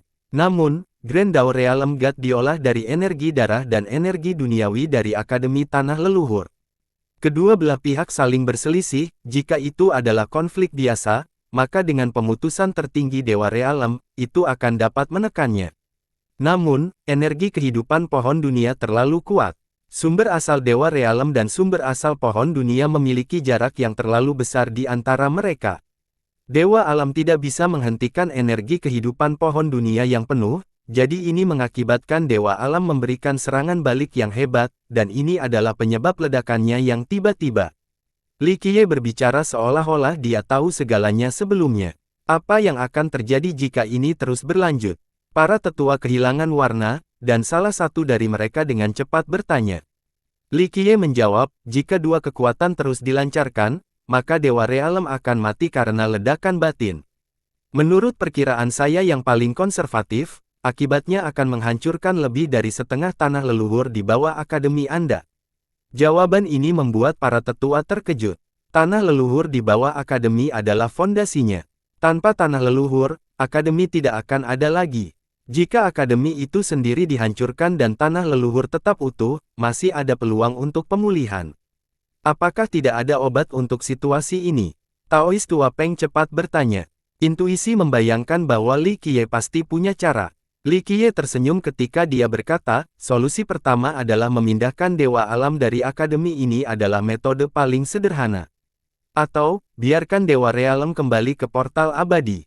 Siapa yang bisa memindahkan Dewa Realem? Di luar Realem God itu sendiri, tidak ada yang bisa memindahkannya. Ditambah lagi, kita tidak memiliki cara untuk berkomunikasi dengannya saat ini. Seorang lelaki tua tidak bisa menahan diri untuk mengatakan dengan senyum masam.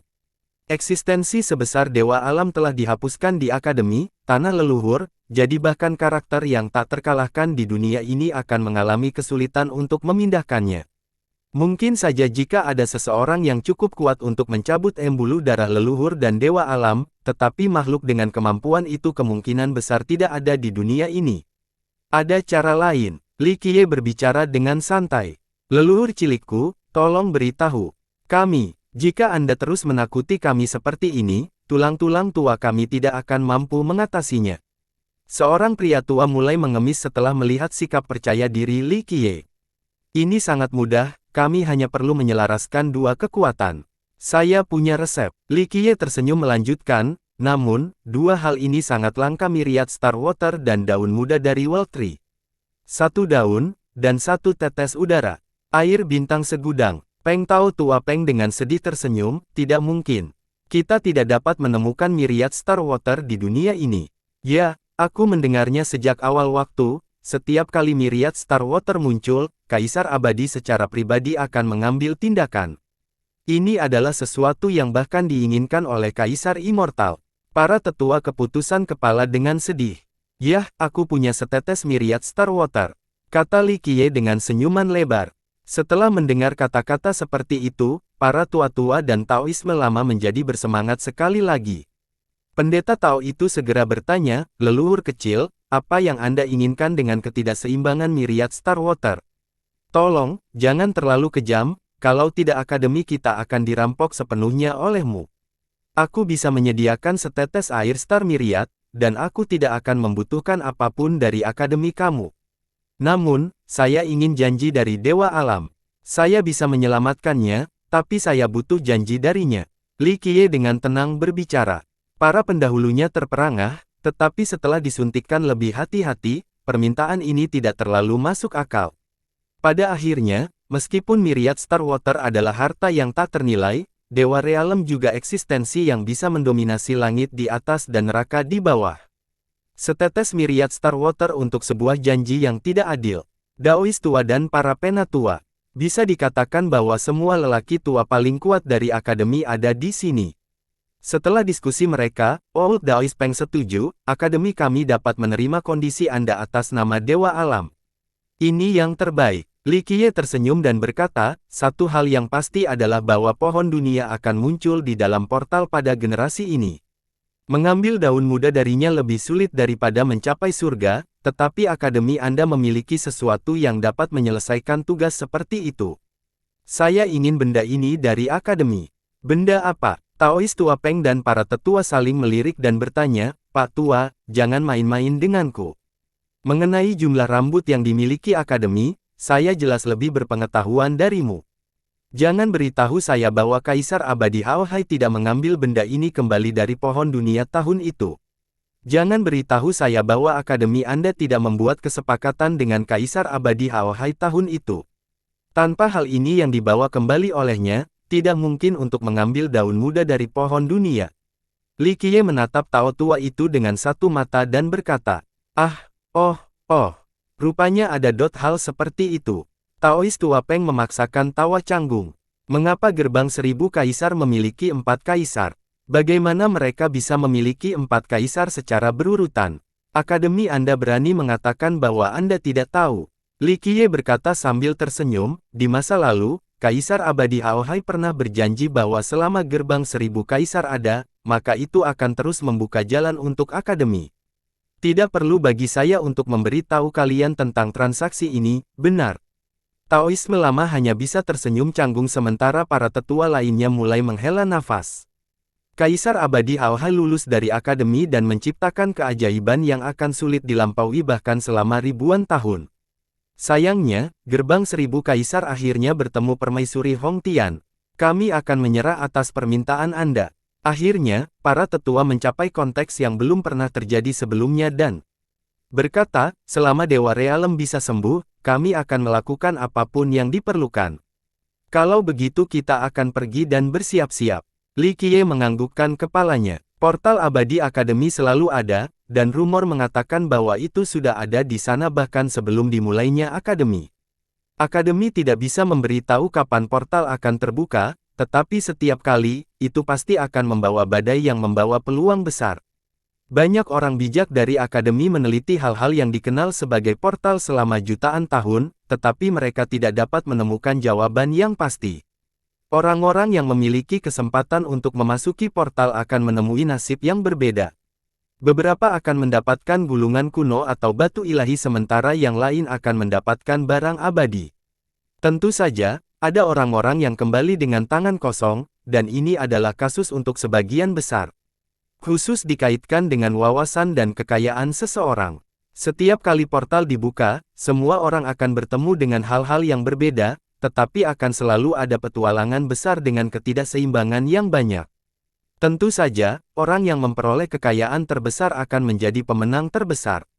Sejak dahulu kala, mereka yang memperoleh kekayaan terbesar di dalam portal semua menjadi terkenal di masa depan, dan orang yang paling terkenal adalah Immortal Kaisar Hao Hai. Legenda mengatakan bahwa dia adalah seorang siswa di akademi pada waktu itu, dan dia mendapatkan sesuatu yang hebat dari portal, tetapi tidak ada yang mengetahui detail pastinya. Singkatnya, harta atau petualangannya pasti sangat luar biasa. Apa yang terjadi setelah acara ini diketahui semua orang.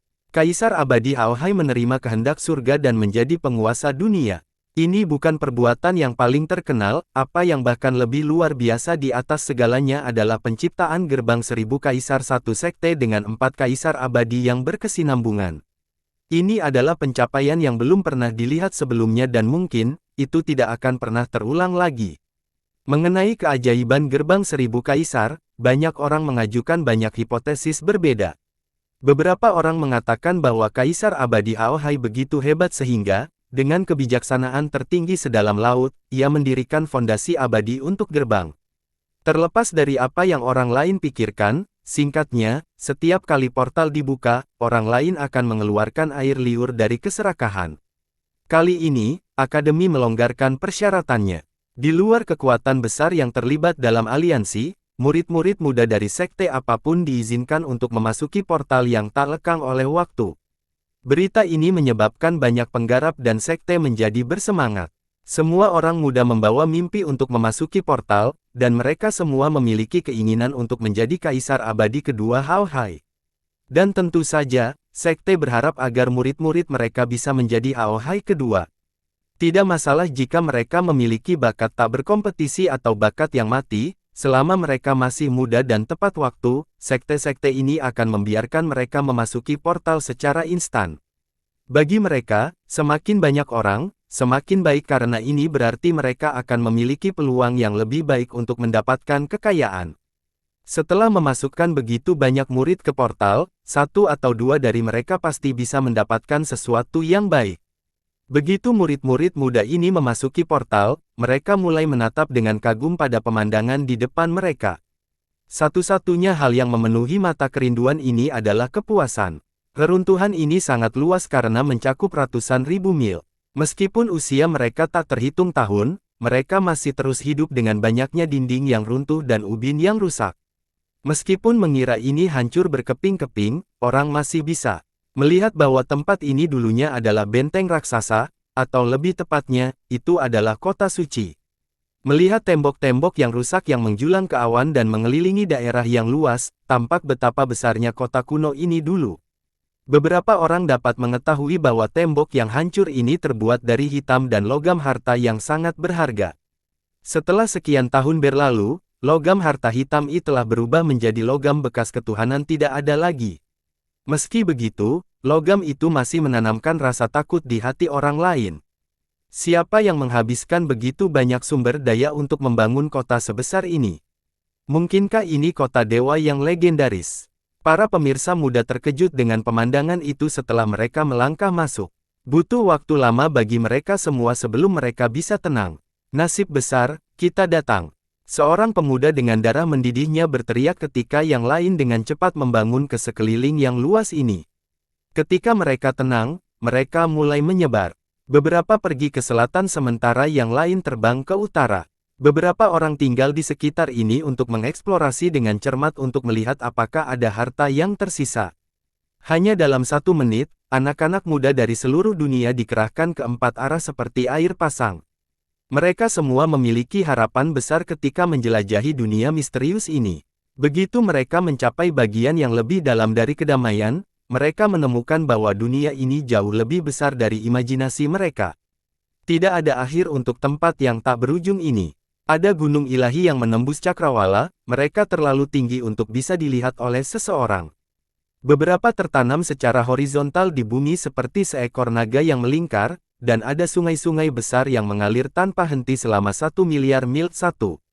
Kata sifat dan jarak geografis dalam bab ini kemungkinan besar tidak dapat dianggap terlalu harfiah karena terdiri dari karakter untuk 100.000, 10.000, jadi 1 miliar mil. Saya akan mengira sebagai deskriptor bunga dari jarak yang sangat jauh. Selain itu, beberapa orang mengetahui bahwa ada beberapa pertempuran luar biasa yang terjadi di tempat ini. Sebuah gunung ilahi telah ditebas menjadi doa oleh seseorang, dan puncak raksasa seolah terlepas dari bumi oleh orang lain. Ada retakan di bumi di mana-mana sementara beberapa lokasi dibakar menjadi gurun tandus. Masalah yang lebih mencolok adalah bahwa tempat ini memiliki banyak penghuni. Ini akan sangat umum ketika kota-kota besar menjadi sisa belaka. Dilihat dari tingkat kehancurannya, mereka menjadi kacau karena kekacauan perang. Penggarap muda ini tidak bisa tetap tenang setelah mereka melihat bumi ini. Banyak dari mereka memiliki pertanyaan besar di hati mereka. Tempat apa ini? Apa yang terjadi di sini? Tidak ada yang punya jawaban, tetapi mereka yakin ada perang apokaliptik yang terjadi di sini. Saya menemukan portal pertama. Upaya selalu dihargai, dan akhirnya, seseorang menemukan portal. Setelah mendengar berita ini, banyak orang dengan cepat berbondong-bondong ke lokasi. Sebuah platform Dao kuno berdiri di sana, meskipun platform Dao hancur, portal Dao tetap utuh. Warnanya redup, tetapi masih bisa membawa seseorang ke dimensi yang berbeda. Melihat portal yang rusak ini, kelompok pembudidaya muda yang pertama kali melirik ke satu sama lain karena mereka tidak yakin kemana ini akan membawa mereka. Persetan, bagaimana kita bisa mendapatkan kekayaan besar tanpa mengambil risiko? Seseorang tidak peduli dan berteriak sebelum mereka menutup portal. Dengan seseorang yang memimpin, mereka yang tertinggal tidak akan berlama-lama sehingga mereka semua melonjak ke portal juga. Platform Dao digali dari biara pertama. Namun, orang-orang di pintu masuk juga menemukan sesuatu. Mereka mengukir batu giok halus ke platform Dao dan segera menggali ke portal tanpa ragu-ragu. Sangat tiba-tiba, banyak platform Dao ditemukan. Mereka semua memiliki tujuan yang tidak diketahui, tetapi ini tidak menghalangi anak-anak muda untuk masuk agar tidak kehilangan kesempatan. Satu demi satu, platform Dao ditemukan. Mereka yang tidak menemukan apapun mulai dengan panik mencari-cari, berharap bahwa mereka dapat menemukan harta atau platform Dao yang mengarah ke dimensi rahasia yang berbeda. Tempat ini menjadi sangat gaduh dengan orang-orang menggali lubang di mana-mana. Para pemuda ini sangat antusias dan ingin membekukan tanah ini. Sementara anak-anak muda ini dengan senang hati menggali dengan penuh ayunan, Li Qiye meluangkan waktu untuk bergabung dengan kelompoknya. Dia tidak membawa terlalu banyak orang, hanya ada Si Kong Tutian, Little Autumn, dan Qi Xiaodi. Yang benar adalah bahwa Qi Xiaodao juga ingin pergi bersama Li Qiye. Namun, Li Qiye tidak kembali pada waktu itu dan Qi Xiaodi tidak ingin memutuskan untuk Li Qiye, jadi pada akhirnya, Qi Xiaodao dan para murid Lion's Roar masuk ke portal bersama Akademi Lei Yi dan beberapa murid lainnya. Mereka yang pergi bersama Li Qiye juga terkagum-kagum dengan hiburan yang luas di depan mereka. Tempat apa ini? Si Kong Tutian melihat pemandangan di depan dan tidak bisa menahan gumam. Chen Xiaodi benar-benar terkejut. Adegan ini benar-benar berbeda dari yang mereka harapkan. Di antara mereka, hanya Li Qiye yang tetap tenang. Bahkan Little Autumn tidak bisa menahan kegembiraannya. Oh, nenek, akhirnya aku berhasil di sini. Masih memiliki kontrol diri yang cukup untuk tidak mengatakan, saya akhirnya kembali ke sini. Sebenarnya tidak yakin apakah itu berasal dari dalam portal atau tidak karena masih dalam tahap awal ketika Myriad Images True Tuhan membereskannya. Setelah menarik napas panjang, Si Kong Tutian berbalik dan bertanya kepada Li Qiye, tempat apa ini? Aku khawatir ini selalu menjadi misteri. Itu bisa menjadi tempat bagi para dewa atau kota bagi makhluk abadi. Li Qiye menenangkan dan melanjutkan, tidak ada yang bisa menjawab pertanyaan ini. Ayo pergi, nasib besar, kami datang. Akhirnya, Little Autumn dengan penuh semangat berteriak. Pimpin jalan. Li Qiye memerintahkan dan Little Autumn segera pergi ke depan, mengendus dan mencium segala arah seolah-olah sedang mencari sesuatu. Anggota kelompok lainnya mengikuti tepat di belakangnya. Meskipun berjalan cukup lama, Li Qiye masih belum menunjukkan tanda-tanda yang menunjukkan bahwa ia akan menggali di mana saja di sekitar sini. Ini membingungkan Qi Xiaodi, apakah kita tidak menggali harta karun? Saya mendengar bahwa seseorang menggali portal yang menuju ke dimensi rahasia kemarin. Kami akan menggali harta yang sangat besar. Li Qiye dengan jawaban yang tenang. Tentu saja dia menginginkan harta, tetapi harta yang biasa tidak bisa masuk ke dalam kota. Hanya dua hal yang menariknya gerbang Void dan pohon dunia. Li Qiye tidak yakin apakah Void Gate akan muncul atau tidak, tetapi dia yakin bahwa World Tree akan muncul karena rahasianya tersembunyi di dunia ini. Tidak ada yang lebih cocok untuk menemukan rahasia ini daripada Little Autumn sejak itu berasal dari tempat ini dan sangat sensitif terhadap perubahan portal ini. Pasti akan menemukan portal yang paling berharga. Little Autumn terus memimpin grup ke depan. Qi Xiaodi dan Si Kong Tutian juga sama terkejutnya dengan pemandangan yang sama-sama dilanda perang yang disaksikan oleh para siswa sebelumnya. Mereka bisa membayangkan skala mengerikan dari pertempuran yang telah terjadi di tempat ini, pertempuran tingkat dewa. Sementara mereka tercengang, Little Autumn berhenti di gunung yang tidak mencolok dan berkata, di sini. Ada begitu banyak gunung kecil yang mirip dengan yang satu ini di dunia ini. Pencari harta karun tidak akan menempatkan gunung seperti itu di mata mereka apalagi menggalinya. Little Autumn berputar di sekitarnya dan menggali di bawah permukaan. Setelah beberapa saat, ia naik kembali dan berkata kepada Li Qiye, ya, itu ada di sini. Li Qiye tersenyum mengangguk dan berkata, oke, kita akan menunggu. Begitu semua orang ada di sini, kita akan segera mulai. Setelah berbicara, dia duduk dan diam-diam menunggu. Tanpa bertanya apa-apa, Si Kong Tutian juga menemukan tempat duduk. Dia hanya mengetahui satu fakta bahwa dia tidak akan pernah dirugikan selama dia mengikuti Li Qiye. Namun, terlepas dari berlalunya waktu, tidak ada yang datang. Qi Xiaodi, yang duduk di sebelah Li Qiye, tidak bisa bertanya, apakah kita menunggu Tuan Muda Bing Yuxia. Bing Yuxia mengatakan bahwa dia ingin bergabung dengan Li Qiye di dalam portal, tetapi dia masih belum muncul. Qi Xiaodi percaya bahwa dialah yang tunggu Li Qiye. Apakah itu benar? Li Qiye menenangkan dan menjawab sambil tersenyum, kesempatan ada dalam genggamannya, apakah dia ingin melepaskannya atau tidak, itu akan menjadi urusannya. Saya tidak akan menunggu. Namun, tepat ketika Li Qiye membantah bahwa dia sedang menunggunya, dua sosok datang dari jauh dan mendarat di gunung kecil hanya dalam sekejap mata. Sepertinya aku belum terlambat. Itu adalah Bing Yuxia, masih berpakaian seperti seorang pria dengan kehadirannya yang tertinggi. Dia melipat kipasnya dengan cara yang paling gagah dan riang. Li Qiye menatap dengan satu mata dan berkata, jika kamu terlambat, maka hanya bisa dikatakan bahwa kamu membuang-buang kesempatan sebaik mungkin. Bing Yuxia mengabaikan sikap Li Qiye dan tersenyum, hei, jangan mengucapkan kata-kata kasar seperti itu, aku hanya terlambat karena kamu. Dia kemudian menunjuk gadis itu di sisinya dan melanjutkan dengan pendahuluan, aku membawa keindahan untukmu. Lihat, ini adalah pewaris dari Pure Lotus School, Putri Ye. Gadis ini sekitar usia yang sama dengan Bing Yuxia, tapi dia jauh lebih dewasa dan tenang dibandingkan dengan tomboy yang riang. Penampilannya saja akan mencerahkan mata orang lain.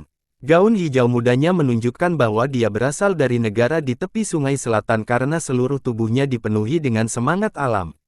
Dia sederhana dan elegan. Pandangan sekilas sudah cukup untuk mengatakan bahwa dia berasal dari kelahiran yang mulia.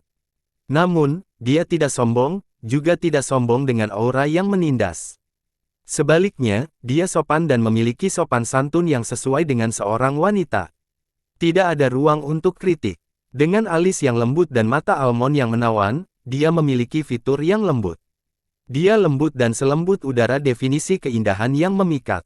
Jika Qi Xiaodi adalah burung kenari emas, maka gadis ini adalah oriole kuning. Keindahan gadis ini hanya lebih dari Qi Xiaodi. Warisan teratai murni, seru Qi Xiaodi terkejut. Pure Lotus School adalah sekte besar dari bumi tandus selatan, dan kekuatan tidak kurang dari negara suci abadi yang Furious. Rumor mengatakan bahwa sekolah ini memiliki hubungan yang besar dengan Kaisar Abadi Yan Wu. Itu tidak dianggap sebagai garis keturunan ortodoks Kaisar Immortal Yan Wu, tetapi semua orang tahu bahwa mereka ada secara keseluruhan. 1. Kaisar Abadi Yan Wu sama dengan Kaisar Abadi kebencian keberadaan. Sesuatu yang dibenci orang lain. Tidak cukup jelas tentang bagaimana penulis ingin menggunakan nama ini untuk mengikatnya dengan cerita dan judul kaisar sampai kita mendapatkan detail lebih lanjut. Ye Chuyun adalah pewaris dari sekolah Lotus Murni, dan dia juga anggota luar biasa di antara para jenius jahat dari Aula Era Suci. Bing Yuxia tersenyum memperkenalkannya, Sister Ye selembut air murah hati. Dan perhatian, bukan hanya balai Era Suci, tetapi orang-orang muda dari Aula kelima mengejarnya. Kamu seharusnya tidak melepaskan kesempatan ini, kamu harus memahami keindahan di hadapanmu. Apa yang kamu bicarakan? Ye Chuyun memerah dan memarahinya dengan lembut. Li Qiye memandang Ye Chuyun dari atas ke bawah tanpa melewatkan satu detail pun. Li Qiye masih lebih muda dari Ye Chuyun, jadi matanya memberi kesan cabul pada orang lain. Hei, sesat, kenapa kau begitu bersemangat setelah bertemu untuk pertama kalinya? Jangan menakuti Kak Ye. Bing Yuxia memperhatikan bahwa Li Qiye dengan berani menatap Ye Chuyun, jadi dia menggodanya sambil tertawa. Sedangkan Ye Chuyun, dia dewasa dan penuh perhatian, tapi tatapan Li Qiye menyebabkan wajahnya terbakar lebih panas. Dia masih melangkah maju untuk menyambutnya dengan sopan sambil tersenyum, Saudara Li adalah kebanggaan Akademi Dao Surgawi kita. Merupakan kehormatan besar untuk menjadi kenalan Anda. Li Qiye juga tersenyum dan menjawab, sungguh menyenangkan bertemu dengan wanita yang begitu cantik. Yo, kalian sudah dalam ayunan penuh setelah baru saja bertemu. Jika Anda tetap bersama lebih lama, bukankah itu akan menjadi nyala api di kayu bakar, hubungan asmara? Bing Yuxia tertawa bahak dan menyatakan. Dia kemudian memeluk bahu Ye Chuyun dan berkata, Kakak Ye mendapatkan sesuatu yang baru dan langsung meninggalkanku. Itu benar-benar membuat hatiku sakit. Ye Chuyun sangat malu dengan godaan Bing Yuxia dan wajahnya menjadi sangat merah. Dia memelototi Bing Yuxia, tetapi meskipun marah, bisikannya yang memprotes masih sangat lembut dan menyenangkan di telinga. Bing Yuxia memperhatikan bahwa Li Qiye masih duduk di sana, jadi dia mendesak, menawarkan kita mulai. Sekarang, pada saat ini, banyak orang telah menggali banyak harta karun. Jika kami terus bertahan di sini, kami hanya akan dapat mengambil memo yang ditinggalkan oleh yang lain. Jangan khawatir, kami akan mulai setelah yang lain tiba. Siapa yang berani mengambil barang-barang kami? Li Qiye menyatakan dengan acuh tak acuh, namun itu masih terdengar sangat mendominasi. Jangan bilang kau menunggu gundikmu. Bing Yuxia mengamati Li Qiye dan melanjutkan, setan kecil, Anda memiliki Nona Qi di sebelah Anda, namun mata Anda masih melayang ke arah Suster Ye, dan sekarang Anda sedang menunggu nyonyamu. Makan dari mangkuk tetapi masih melihat panci. Anda terlalu serakah, ini tidak akan berhasil. Saya bertanya di dunia ini, siapakah kekasih yang paling tidak setia?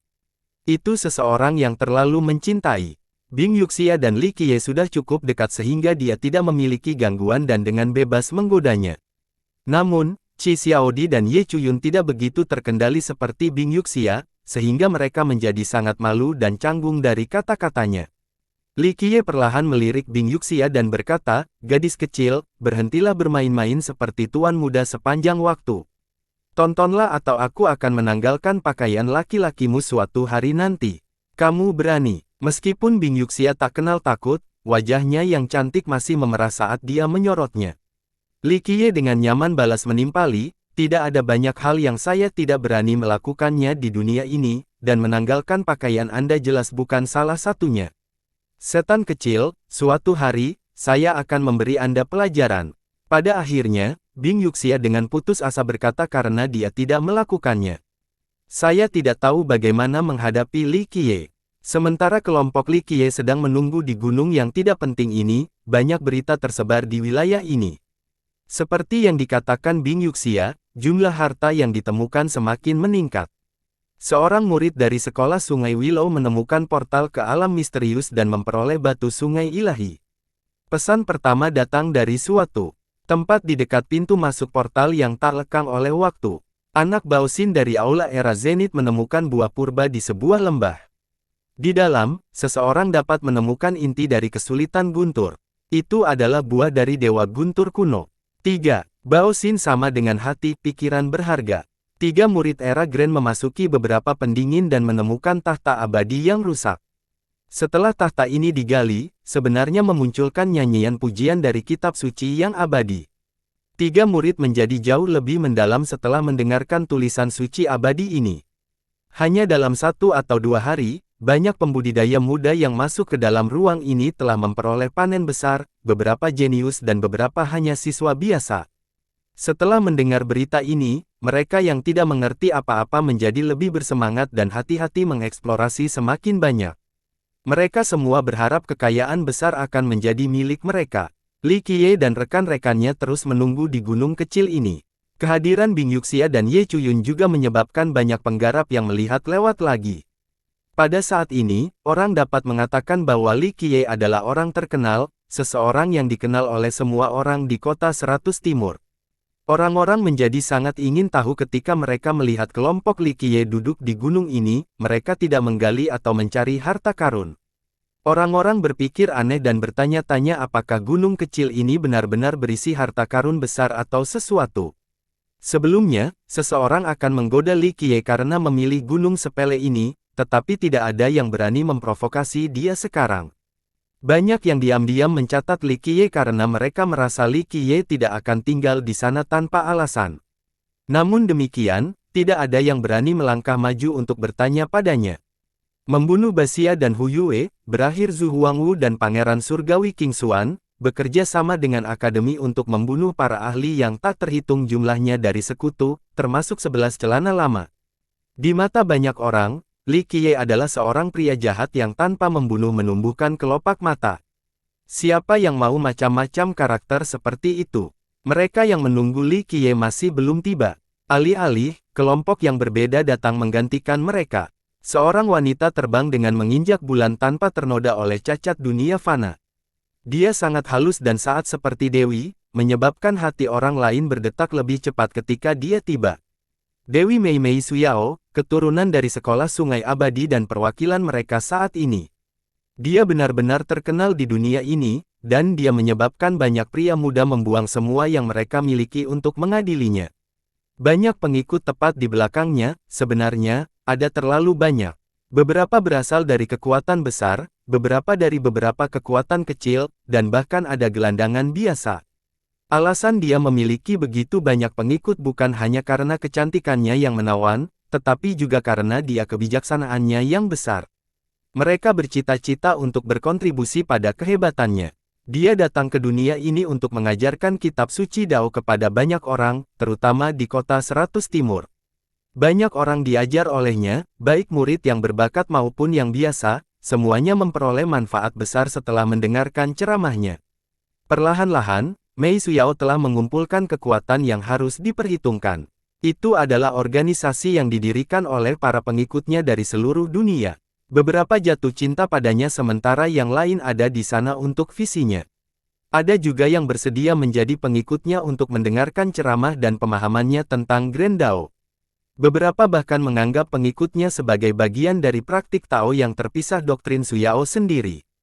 Kali ini, perjalanannya ke portal abadi dipenuhi dengan petualangan di banyak alasan dan rahasia alam.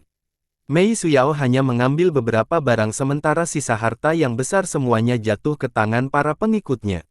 Oleh karena itu, kelompoknya menjadi lebih besar dan lebih besar. Meskipun dia tidak mengatur orang-orang ini, itu tidak masalah. Terlepas dari alasan mereka, mereka pergi kemanapun dia pergi seolah-olah mereka adalah bagian dari bayangannya. Di antara mereka, Saint Child Qian Yue adalah yang paling yakin. Dia adalah yang paling lama mengikutinya. Dia bahkan telah menjanjikan kesetiaannya, namun dia akhirnya ditolak olehnya.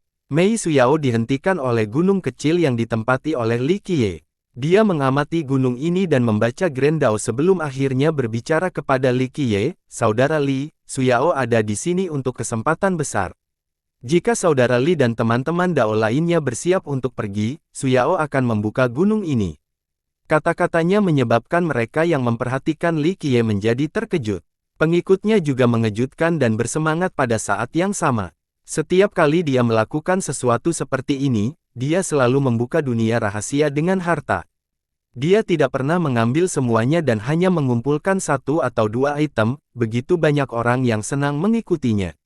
Di luar pengikutnya yang saleh, ada juga yang menemukan bahwa mengikutinya bukanlah hal yang buruk karena akan selalu ada panen besar. Li Qiye meliriknya dan tersenyum kecewa, "Sayangnya, saya tidak berniat untuk pindah. Saya menemukan tempat ini yang pertama, dan terserah saya untuk memutuskan apakah akan menggali tanah ini atau tidak. Jika Anda ingin menyelidiki misteri di dalamnya, maka tunggu di samping." Ranah ini milik semua orang. Apakah Anda menginginkan semuanya untuk diri Anda sendiri? Seseorang menyatakan dengan marah setelah mendengar tanggapan Li Qiye. Beberapa menjadi marah, terutama pengikut Mei Suyao. Mereka merasa bahwa Mei Suyao adalah nomor satu di antara generasi muda kontemporer sehingga Li Qiye berada di luar garis. Jadi bagaimana jika aku menginginkan semuanya untuk diriku sendiri? Jika Anda tidak yakin, maka datanglah dan gigit saya. Li Qiye terlalu malas untuk mengungkapkan kepadatan yang tidak puas ketika ia melanjutkan, "Saya menemukan tempat ini terlebih dahulu, apa yang saya lakukan dengan itu tergantung pada saya untuk memutuskan. Namun, saya menyambut semua yang tidak setuju untuk melangkah maju." Nada malas ini dipenuhi dengan keganasan yang tak tertandingi dan berisi aura yang memandang rendah seluruh dunia dengan kejelekan. Kata-kata dominan dari Li Qiye memaksa banyak orang untuk menahan napas saat mereka saling melirik dengan marah, namun tidak ada yang berani untuk melangkah maju. Siapa yang tidak tahu tentang kejahatan Li Qiye? Dia berani membunuh keturunan dari dua kerajaan kuno, dan dia bahkan mencuri harta karun kehidupan kaisar abadi mereka.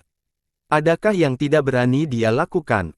Tidak peduli seberapa keras leher seseorang, itu masih belum cukup untuk mencegah pria jahat ini memotongnya menjadi dua. Sementara banyak yang diam-diam marah, seseorang turun dari langit. Kata-kata ini terlalu sombong. Tiba-tiba, aura seorang tiran setara memenuhi langit dan bumi. Penampilannya disertai dengan berbagai hukum. Satu langkah menciptakan satu dunia saat bulan dan matahari menjadi pingsan saat gunung dan sungai bergetar. Kunjungannya menyebabkan Grand Dao bernyanyi seolah-olah dewa telah turun dari surga. Dewa Jikong Wudi. Melihat keturunan pria ini, pengikut Mei Suyao dan mereka yang menonton Li Qiye terkejut untuk melihatnya secara langsung. Suara berisik juga datang bersamaan dengan pintu masuknya. Kereta dan kapal ilahi yang diseret oleh binatang buas membawa banyak jenius muda yang mengikuti. Jikong Wudi. Dewi Mei Suyao dan Dewa Jikong Wudi bisa dikatakan sebagai keberadaan puncak di antara generasi muda. Tidak ada yang berani berdiri di samping mereka. Mereka malah mengikuti keduanya. Dibandingkan dengan Jikong Wudi, pengikut Mei Suyao jauh lebih kompleks dan memiliki variasi yang luar biasa karena mereka datang dari keempat penjuru dunia ini. Mereka juga memiliki tujuan yang berbeda. Beberapa orang jatuh cinta padanya, beberapa setia padanya, beberapa ingin membantu berkhotbah kepada dunia, dan sebagian lainnya, itu mungkin kombinasi dari segalanya. Mei Suyao secara pribadi tidak ingin memiliki kekuatan yang tangguh ini. Perjalanannya ke seluruh dunia untuk mengkhotbahkan Dao adalah hanya untuk Dao hatinya sendiri, itu bukan untuk menarik talenta dunia ini. Pengikut Jikong Wudi benar-benar berbeda. Mayoritas adalah jenius dari kekuatan besar, dan banyak ahli dari generasi sebelumnya. Alasan bagi mereka untuk mengikuti dewa sangat sederhana, mereka sangat percaya dan percaya bahwa ia akan memikul kehendak surga untuk menjadi kaisar abadi generasi ini. Bagi para pengikutnya, saat dia menjadi kaisar abadi, mereka juga akan menjadi jenderal ilahi dengan pencapaian-pencapaian terkenal. Jikong Wudi, dirinya sendiri, secara langsung atau tidak langsung mengendalikan kekuatan yang kuat ini. Harus dikatakan bahwa kekuatan ini juga memiliki potensi besar di masa depan. Kedatangannya mengambil banyak napas pengikut Mei Suyao tidak kecuali, Jikong Wudi memiliki 3 talenta suci dan berasal dari Space Trample Mountain. Dalam generasi ini, banyak orang yang sangat menghargainya. Mereka yakin bahwa dia akan menjadi kaisar abadi untuk mengikuti jejak leluhurnya, Kaisar Abadi Takong. Tidak peduli betapa berbakatnya mereka semua merasa rendah diri dengan kehadiran Jikong Wudi. Dewa adalah satu-satunya orang yang diterima di aula era kaisar dalam generasi ini. Selama periode pemanasan akademi ini, reputasinya sangat bagus karena ia menjadi satu-satunya murid aula era kaisar. Rumor mengatakan bahwa aula ini sangat berbeda dari 4 lainnya. Ia menyembunyikan rahasia besar dan memiliki peluang besar. Sudah berspekulasi bahwa dia mendapatkan sesuatu yang sangat menakjubkan untuk menenangkan pikiran dan mempelajari Dao selama dia tinggal di Kaisar Era Hall. Mereka percaya bahwa ini cukup untuk membuka jalan masa depan menuju menjadi Kaisar Abadi. Mei Suyao tetap tenang dan tenang meskipun kedatangan Jikong Wudi. Sebagai sesama jenius puncak generasi ini, Mei Suyao sangat pendiam dan acuh tak acuh. Terlepas dari kenyataan bahwa dia datang ke dunia memikirkan sekte penyendiri, sepertinya dia tidak pernah ingin bersaing untuk apapun. Li Qiye hanya mengotori lesu, dia tidak tertarik membalas. Sikap arogan dan sombong Li Qiye menyebabkan jantung semua orang berdetak lebih cepat saat mereka bernapas dingin. Seseorang yang berani menolak Mei Suyao secara pribadi dan tidak peduli dengan Jikong Wudi telah muncul. Ini adalah kelahiran dari keberadaan yang sebanding dengan Mei Suyao dan Jikong Wudi di kalangan generasi muda. Setelah berpikir dengan hati-hati, banyak orang merasa bahwa kesombongannya tidak berdasar.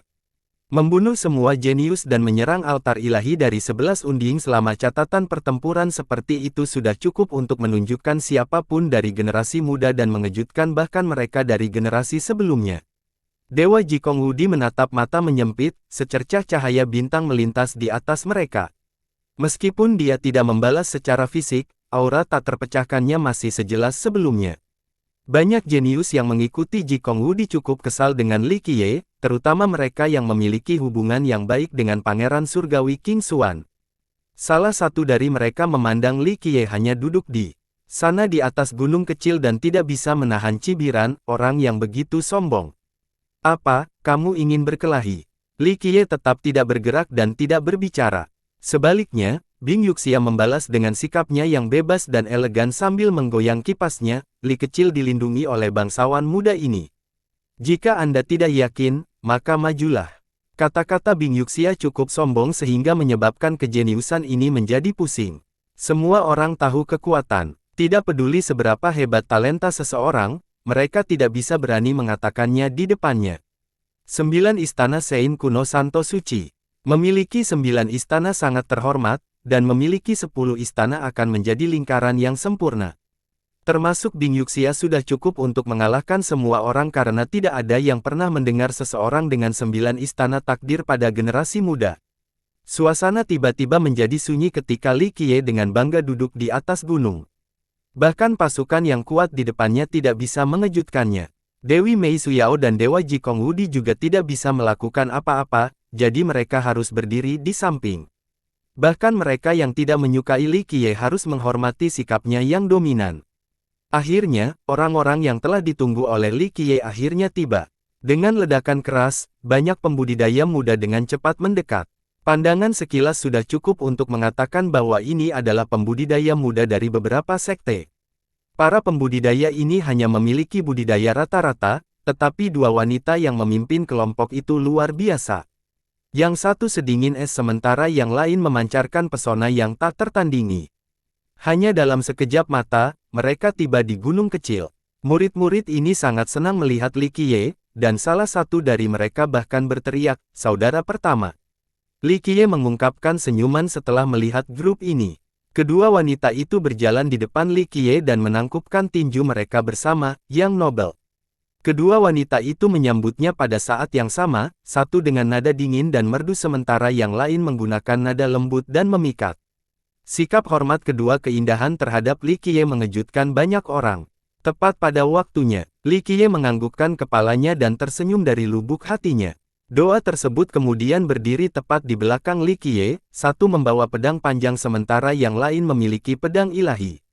Dua keindahan tertinggi, satu memiliki kesombongan tanpa emosi sementara yang lain seperti peoni yang mekar di musim semi sangat menyenangkan mata. Siapa lagi mereka selain Chen Baojiao dan Li Xuangyan? Dengan menampilkan World Tree, bagaimana mungkin Li Qiye membiarkan para pengikutnya yang paling terpercaya kehilangan kesempatan yang begitu besar? Banyak yang iri dengan udara yang mendominasi Li Qiye sambil memiliki dua wanita cantik yang tiada taranya sebagai pelayannya. Seorang yang terlibat muda dari Grand Middle Territory mengenali dua wanita ini dan dengan emosional berkata, itu adalah keturunan dari 9 gerbang setan Sein. Dia pernah menjadi salah satu putri surga yang paling menjanjikan di Grand Middle Territory. Wanita lainnya adalah putri dari negara Lembah Jade, seseorang yang bisa digambarkan sebagai orang yang asyik. Mereka dulunya merupakan fokus dari banyak kekaguman dan cinta para jenius muda. Jika para pembudidaya pria muda itu iri, maka para pembudidaya wanita akan menyadari diri mereka dengan tiba-tiba tidak ada pemikiran, terutama siswa perempuan dari Akademi Surgawi Dao. Siapa yang bisa dibandingkan dengan gaya Li Qiye yang memiliki pelayan tertinggi? Li Qiye mengamati murid Cleansing Incense dan 9 orang suci yang berlari siang dan malam untuk sampai ke sini pada waktunya. Begitu portal dibuka, Li Qiye mengirim pesan ke sekte kuno. Dupa pembersihan untuk membawa semua murid mereka ke sini. Tentu saja, sekte kuno dupa pembersih dengan kekuatan saat ini tidak dapat berteleportasi begitu banyak murid ke kota 100 Timur. Mereka membutuhkan bantuan dari Akademi dan Gerbang 9 Iblis-Iblis untuk memungkinkan perjalanan ini. Kesempatannya tepat di depan Anda, tetapi apakah Anda dapat memahaminya atau tidak? Itu tergantung pada keterampilan dan kemampuan Anda sendiri, keberuntungan. Li Qiye mengamati murid-murid ini dan melanjutkan, di ruang ini, Anda akan dapat menemukan kekayaan tersembunyi di luar imajinasi Anda. Lakukan yang terbaik. Ketika dia selesai, semua murid meraung kegirangan. Luo Fenghua dan Kudaoli membagi para murid dari kedua sekte menjadi banyak kelompok untuk menuju ke lokasi yang berbeda. Saat ini, banyak orang menjelajahi tempat ini sehingga waktu adalah uang, tidak ada yang mau menyia-nyiakan waktu sedetik pun. Di antara mereka, hanya Nan Huairen yang tersisa. Dia adalah satu-satunya yang cukup berkulit tebal untuk tersenyum dan berbicara kepada Li Qiye, yang nobel, aku ingin pergi bersamamu. Li Qiye meliriknya dan mengangguk setuju. Li Qiye sangat bermurah hati kepada Nan Huairen karena dia adalah orang pertama yang bergabung dengannya. Nan Huairen juga sangat sadar akan kemampuannya sendiri. Dia menganggap dirinya antek Li Qiye dan bersedia melakukan tugas apapun yang diinginkan Li Qiye. Sebagai orang yang banyak bicara, tidak lama kemudian dia mulai berlandaskan dengan si Kong Tutian. Keduanya menghususkan diri dalam bersosialisasi, sehingga dapat dikatakan bahwa mereka adalah burung dari bulu. Qi Xiaodi cukup terkejut karena kedatangan Chen Baojiao dan Li Xuangyan. Dia sekarang mengerti mengapa Li Qiye hanya akan menerimanya sebagai pelayan, bahkan Bing Yuxia tidak terkecuali. Baik Chen Baojiao dan Li Xuangyan sangat cemerlang di generasi sekarang. Jika wanita sehebat mereka mau tinggal di sisi Li Qiye sebagai pelayan, maka orang lain bahkan tidak pantas disebut. Dia merasakan kesedihan di hatinya. Dia menyadari bahwa dia cukup sombong di masa lalu, dan dalam hal ini, dia benar-benar telah kehilangan Chen Baojiao dan Li Xuangyan. Oh, kalian berdua, kakak beradik besar cukup cantik. Melihat Chen Baojiao dan Li Xuangyan, Bing Yuxia menutup kipasnya dan menampilkan mode master mudanya sekali lagi dengan tersenyum berkata, kecantikanmu ada di puncak dunia ini. Kau membuat jantungku berdetak lebih cepat hanya dengan menatap. Pop, sebelum dia bisa selesai, Li Qiye sudah memukul pantatnya saat dia tertawa, Little Tomboy, jangan bertujuan untuk para wanita di sekitar saya atau saya akan melepas pakaian Anda. Tindakan cabul dan berani Li Qiye mengejutkan semua orang yang hadir. Ini adalah keturunan dari Istanbul Es, seorang suci tertinggi. Tidak ada yang berani menggoda Bing Yuxia seperti ini di masa sekarang. Setan kecil, sentuh aku sekali lagi dan aku akan memotong tanganmu. Sambil memerah, Bing Yuxia melompat dan menyorotkannya saat dadanya naik turun karena marah. Chen Baojiao, yang berdiri tepat di belakang Li Qiye, mendengus dan berkata, menentang yang nobel hanya akan menghasilkan akhir yang tertidur. Kurang dari kecantikannya berada pada level tertinggi sehingga bisa memicu bencana. Ketika dia tersenyum dengan cara yang genit dan menawan, semua eksistensi terombang-ambing. Jiwa mereka lolos dari tubuh mereka karena mereka hanya bisa menatapnya dengan intens. Dia berhenti setelah tersenyum melihat begitu banyak terfokus padanya. Namun, daya tariknya yang unik tidak mengurangi sedikit pun. Li Qiye mengabaikan Bing Yuxia yang marah. Dia berdiri dan memandang ke arah Dewi Mei Suyao dan Dewa Jikong Wudi untuk berbicara dengan tenang, karena kalian berdua datang ke tempat ini, apakah kamu tahu apa tempat ini? Kesempatan besar terletak di sini. Dewa Jikong Wudi berbicara dalam-dalam nada. Kata-katanya diiringi oleh resonansi Grand Dao. Seolah-olah penjelasannya adalah dekrit yang menginspirasi dari surga itu sendiri. Sepasang mata murni Tuan Suyao Mei menatap lurus ke arah Li Qiye ketika dia berkata, dugaan saya mungkin sama dengan saudara Li. Jika saya tidak salah, maka itu adalah pohon dunia. Sekolah sungai abadi benar-benar mengesankan. Luar biasa, Li Qiye tidak bisa tidak memuji Mei Suyao. Sangat sedikit orang yang mengetahui apa itu World Tree, tetapi mata Dewa Jikong Wudi membuka dan menjadi lebih fokus ketika mendengar kata-kata ini. Ledakan. Tiba-tiba, Li Qiye menginjak ke bawah, dan gunung kecil itu langsung hancur berkeping-keping. Dengan suara mendengung, bola cahaya besar tiba-tiba muncul di hadapan semua orang dari gunung kecil yang hancur. Semua orang bisa melihat pohon besar yang berada di dalam bola cahaya ini. Pohon ini berdiri tinggi dan kuat, dan bintang serta benda langit lainnya dapat ditemukan mengorbitnya. Meskipun bola cahaya ini bukan dari ukuran yang keterlaluan, semua orang merasa bahwa ini adalah pohon terbesar di dunia ini. Mereka merasa bahwa pohon ini mampu menghilangkan sinar matahari dan menutupi bumi. Pohon dunia. Mei Suyao berkemah secara emosional ketika dia melihat pohon ini. Legenda mengatakan bahwa Kaisar Abadi Hao Hai pernah mengumpulkan pohon dunia. Dewa Jikong Wudi juga berseru dengan perubahan besar dalam ekspresi. Gemuruh. Banyak mata menjadi cerah karena kegembiraan setelah mendengar kata-kata dewa. Pada saat ini, seseorang tiba-tiba membungkuk ke depan dan dengan keras membentur bola cahaya, tetapi mereka memantul kembali. Setelah mereka mendengar bahwa Kaisar Abadi Hao Hai mengumpulkan pohon dunia, seseorang dengan cepat bertindak untuk meraih kekayaan besar, tetapi bagaimana mungkin begitu mudah untuk mengumpulkan pohon dunia? Mereka segera ditolak oleh bola cahaya. Ini hanya proyeksi pintu masuk. Dewi Mei Suyao menjelaskan, pintu masuk yang sebenarnya terletak di mana ada perubahan ruang dan waktu, orang juga akan dapat menemukan kumpulan kekuatan yang tak tertandingi di tempat ini. Tanpa harta rahasia, seseorang tidak akan bisa memasuki ruang dan waktu ini. Seseorang tidak percaya kata-kata ini dan berteriak, buka. Dia menyerang dengan senjata paragon virtuous. Boom! Orang ini langsung terpesona setelah dia berteriak sengsara. Buka untukku. Dalam waktu singkat, banyak orang yang tidak sabar mengambil tindakan untuk membuka bola cahaya. Tapi tak perlu dikatakan, mereka semua terhalang. Berbeda dengan orang-orang ini, Li Qiye, Mei Suyao, dan Jikong Wudi tidak terburu-buru. Mereka hanya diam-diam menatap pohon dunia di dalam bola cahaya. Setelah mencoba berkali-kali tidak berhasil, sisa pembudidaya cukup khawatir sementara para jenius dari kekuatan besar segera pergi. Mereka tidak pergi karena menyerah. Sebaliknya, itu karena mereka ingin menggunakan senjata leluhur. Setelah menyaksikan begitu banyak usaha yang gagal, mereka mengerti bahwa bola cahaya ini tidak dapat dibuka dengan paksa. Seperti yang dikatakan Mei Suyao, dibutuhkan harta karun rahasia untuk membuka area spasial ini.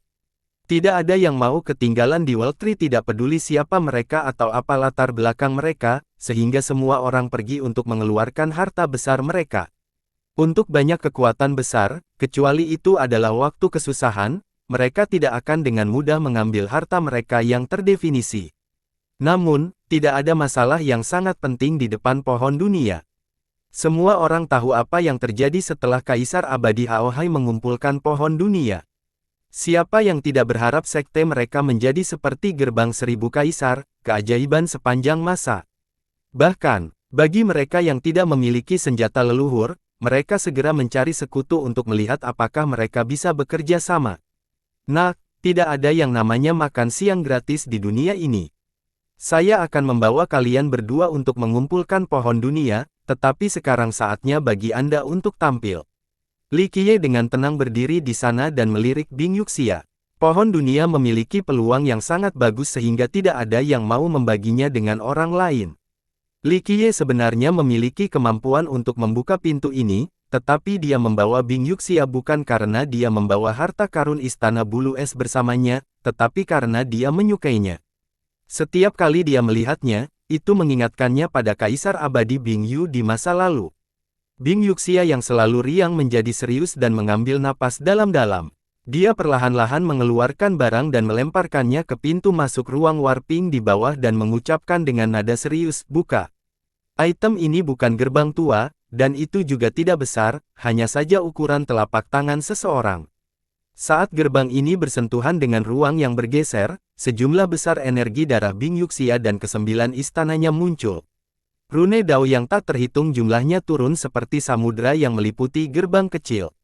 Gerbang pemotongan surga harta karun terdefinisi dari Istana Bulu Es.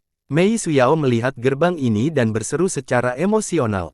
Gerbang pemotongan surga. Dewa Jikong Wudi juga melakukannya dengan mendalam. Mereka tidak tahu apa yang dianggap aneh. Harta penentu dari Istana Bulu Es haruslah harta karun takdir sejati Kaisar Bing Yu, jadi mengapa gerbang pemotongan surga yang tidak dikenal ini? Namun, ini memang benar adanya. Asal-usul gerbang pemotongan surga sangat misterius, dan bahkan para tetua istana tidak bisa menjelaskannya dengan jelas. Generasi mendatang baru mengetahui bahwa Kaisar Abadi Bing Yu membawa Heaven Chut Gate kembali dari dunia bernyanyi. Mengenai bagaimana dia diketahui melakukannya, ini adalah misteri yang tidak dunia. Berbagai rune daunnya berubah menjadi undang-undang saat kunci di gerbang perlahan-lahan terbuka. Sebuah pintu masuk seukuran pintu biasa muncul oleh bola cahaya. Pada titik ini, Bing Yuxia menjadi pucat.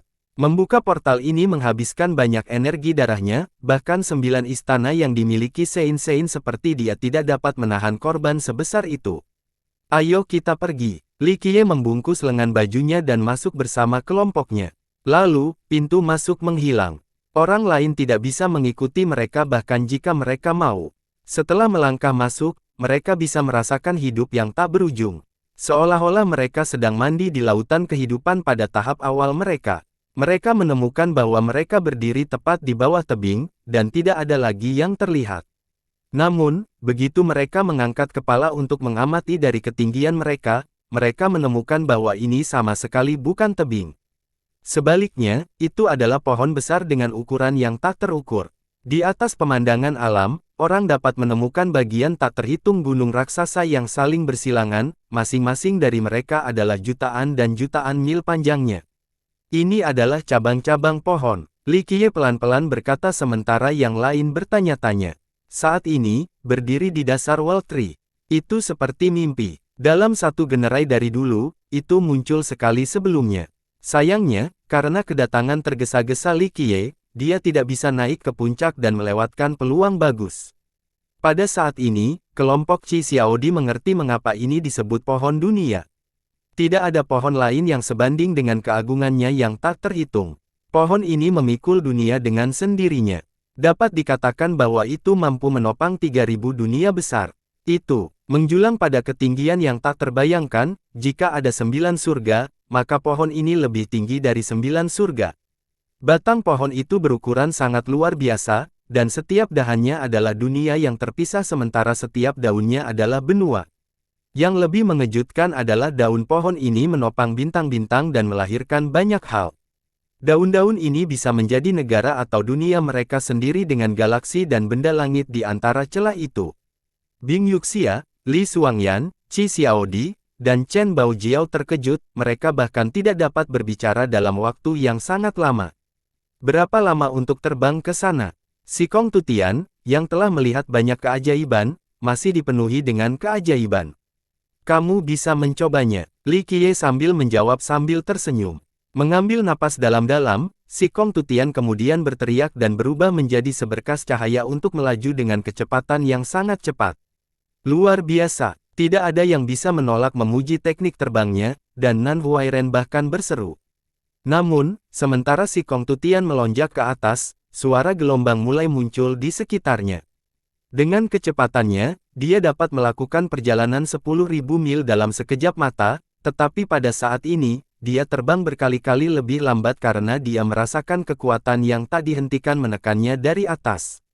Ini membuatnya merasa seolah-olah ada banyak gunung suci yang menimpa dirinya. Dibandingkan dengan ketinggian pohon dunia yang tidak dapat dijangkau, kecepatan Sikong Tutian lebih lambat dari siput yang mengabadikannya. Diperlukan bertahun-tahun untuk mencapai cabang terdekat.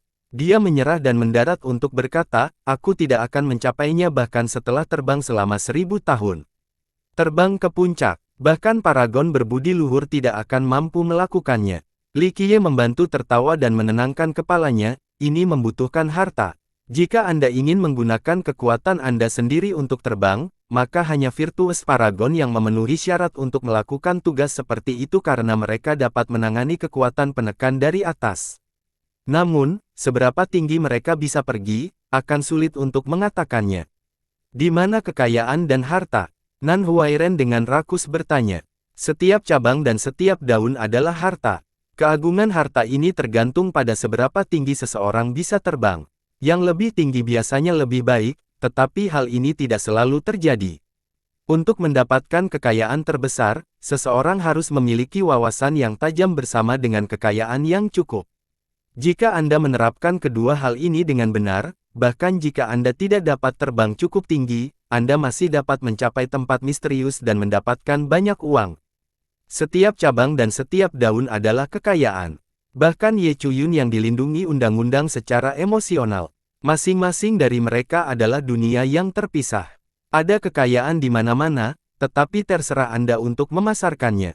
Li Qiye tersenyum dan berkata, hahaha, saya pasti akan menemukan kekayaan terbesar. Kaisar abadi Haohai bukan apa-apa. Keberuntungan saya akan jauh melebihi miliknya. Pada saat ini, musim gugur kecil yang tidak pernah sepi sangat gembira dan dinyatakan dengan sombong. Pada waktu ini, Mei Suyao juga tiba. Namun, harta yang dulu ia masuki tidak diketahui. Beberapa saat kemudian, Dewa Jikong Wudi juga datang. Sebagai keturunan dari Space Trample Mountain, ia jelas tidak kekurangan harta. Salah satu dari mereka pasti mampu membuka gerbang. Mereka tidak bisa lepas dari keheranan ketika mereka mengarahkan pandangan mereka ke Cakrawala. Aku pergi. Pada akhirnya, Jikong Wudi adalah orang pertama yang mengambil tindakan. Hanya dalam sekejap mata, dia terbang ke langit dan menghilang di antara daun seukuran benua. Anak ini benar-benar memiliki banyak harta. Langkah pertama sama sekali tidak biasa. Mulut Sikong Tutian menjadi berair setelah menyaksikan Jikong Wudi, dia ingin mencuri barang-barangnya. Saudara Li, akankah kita pergi bersama? Pada titik ini, Mei Suyao yang tiada taranya tersenyum pada Li Qiye dan bertanya. Bersambung.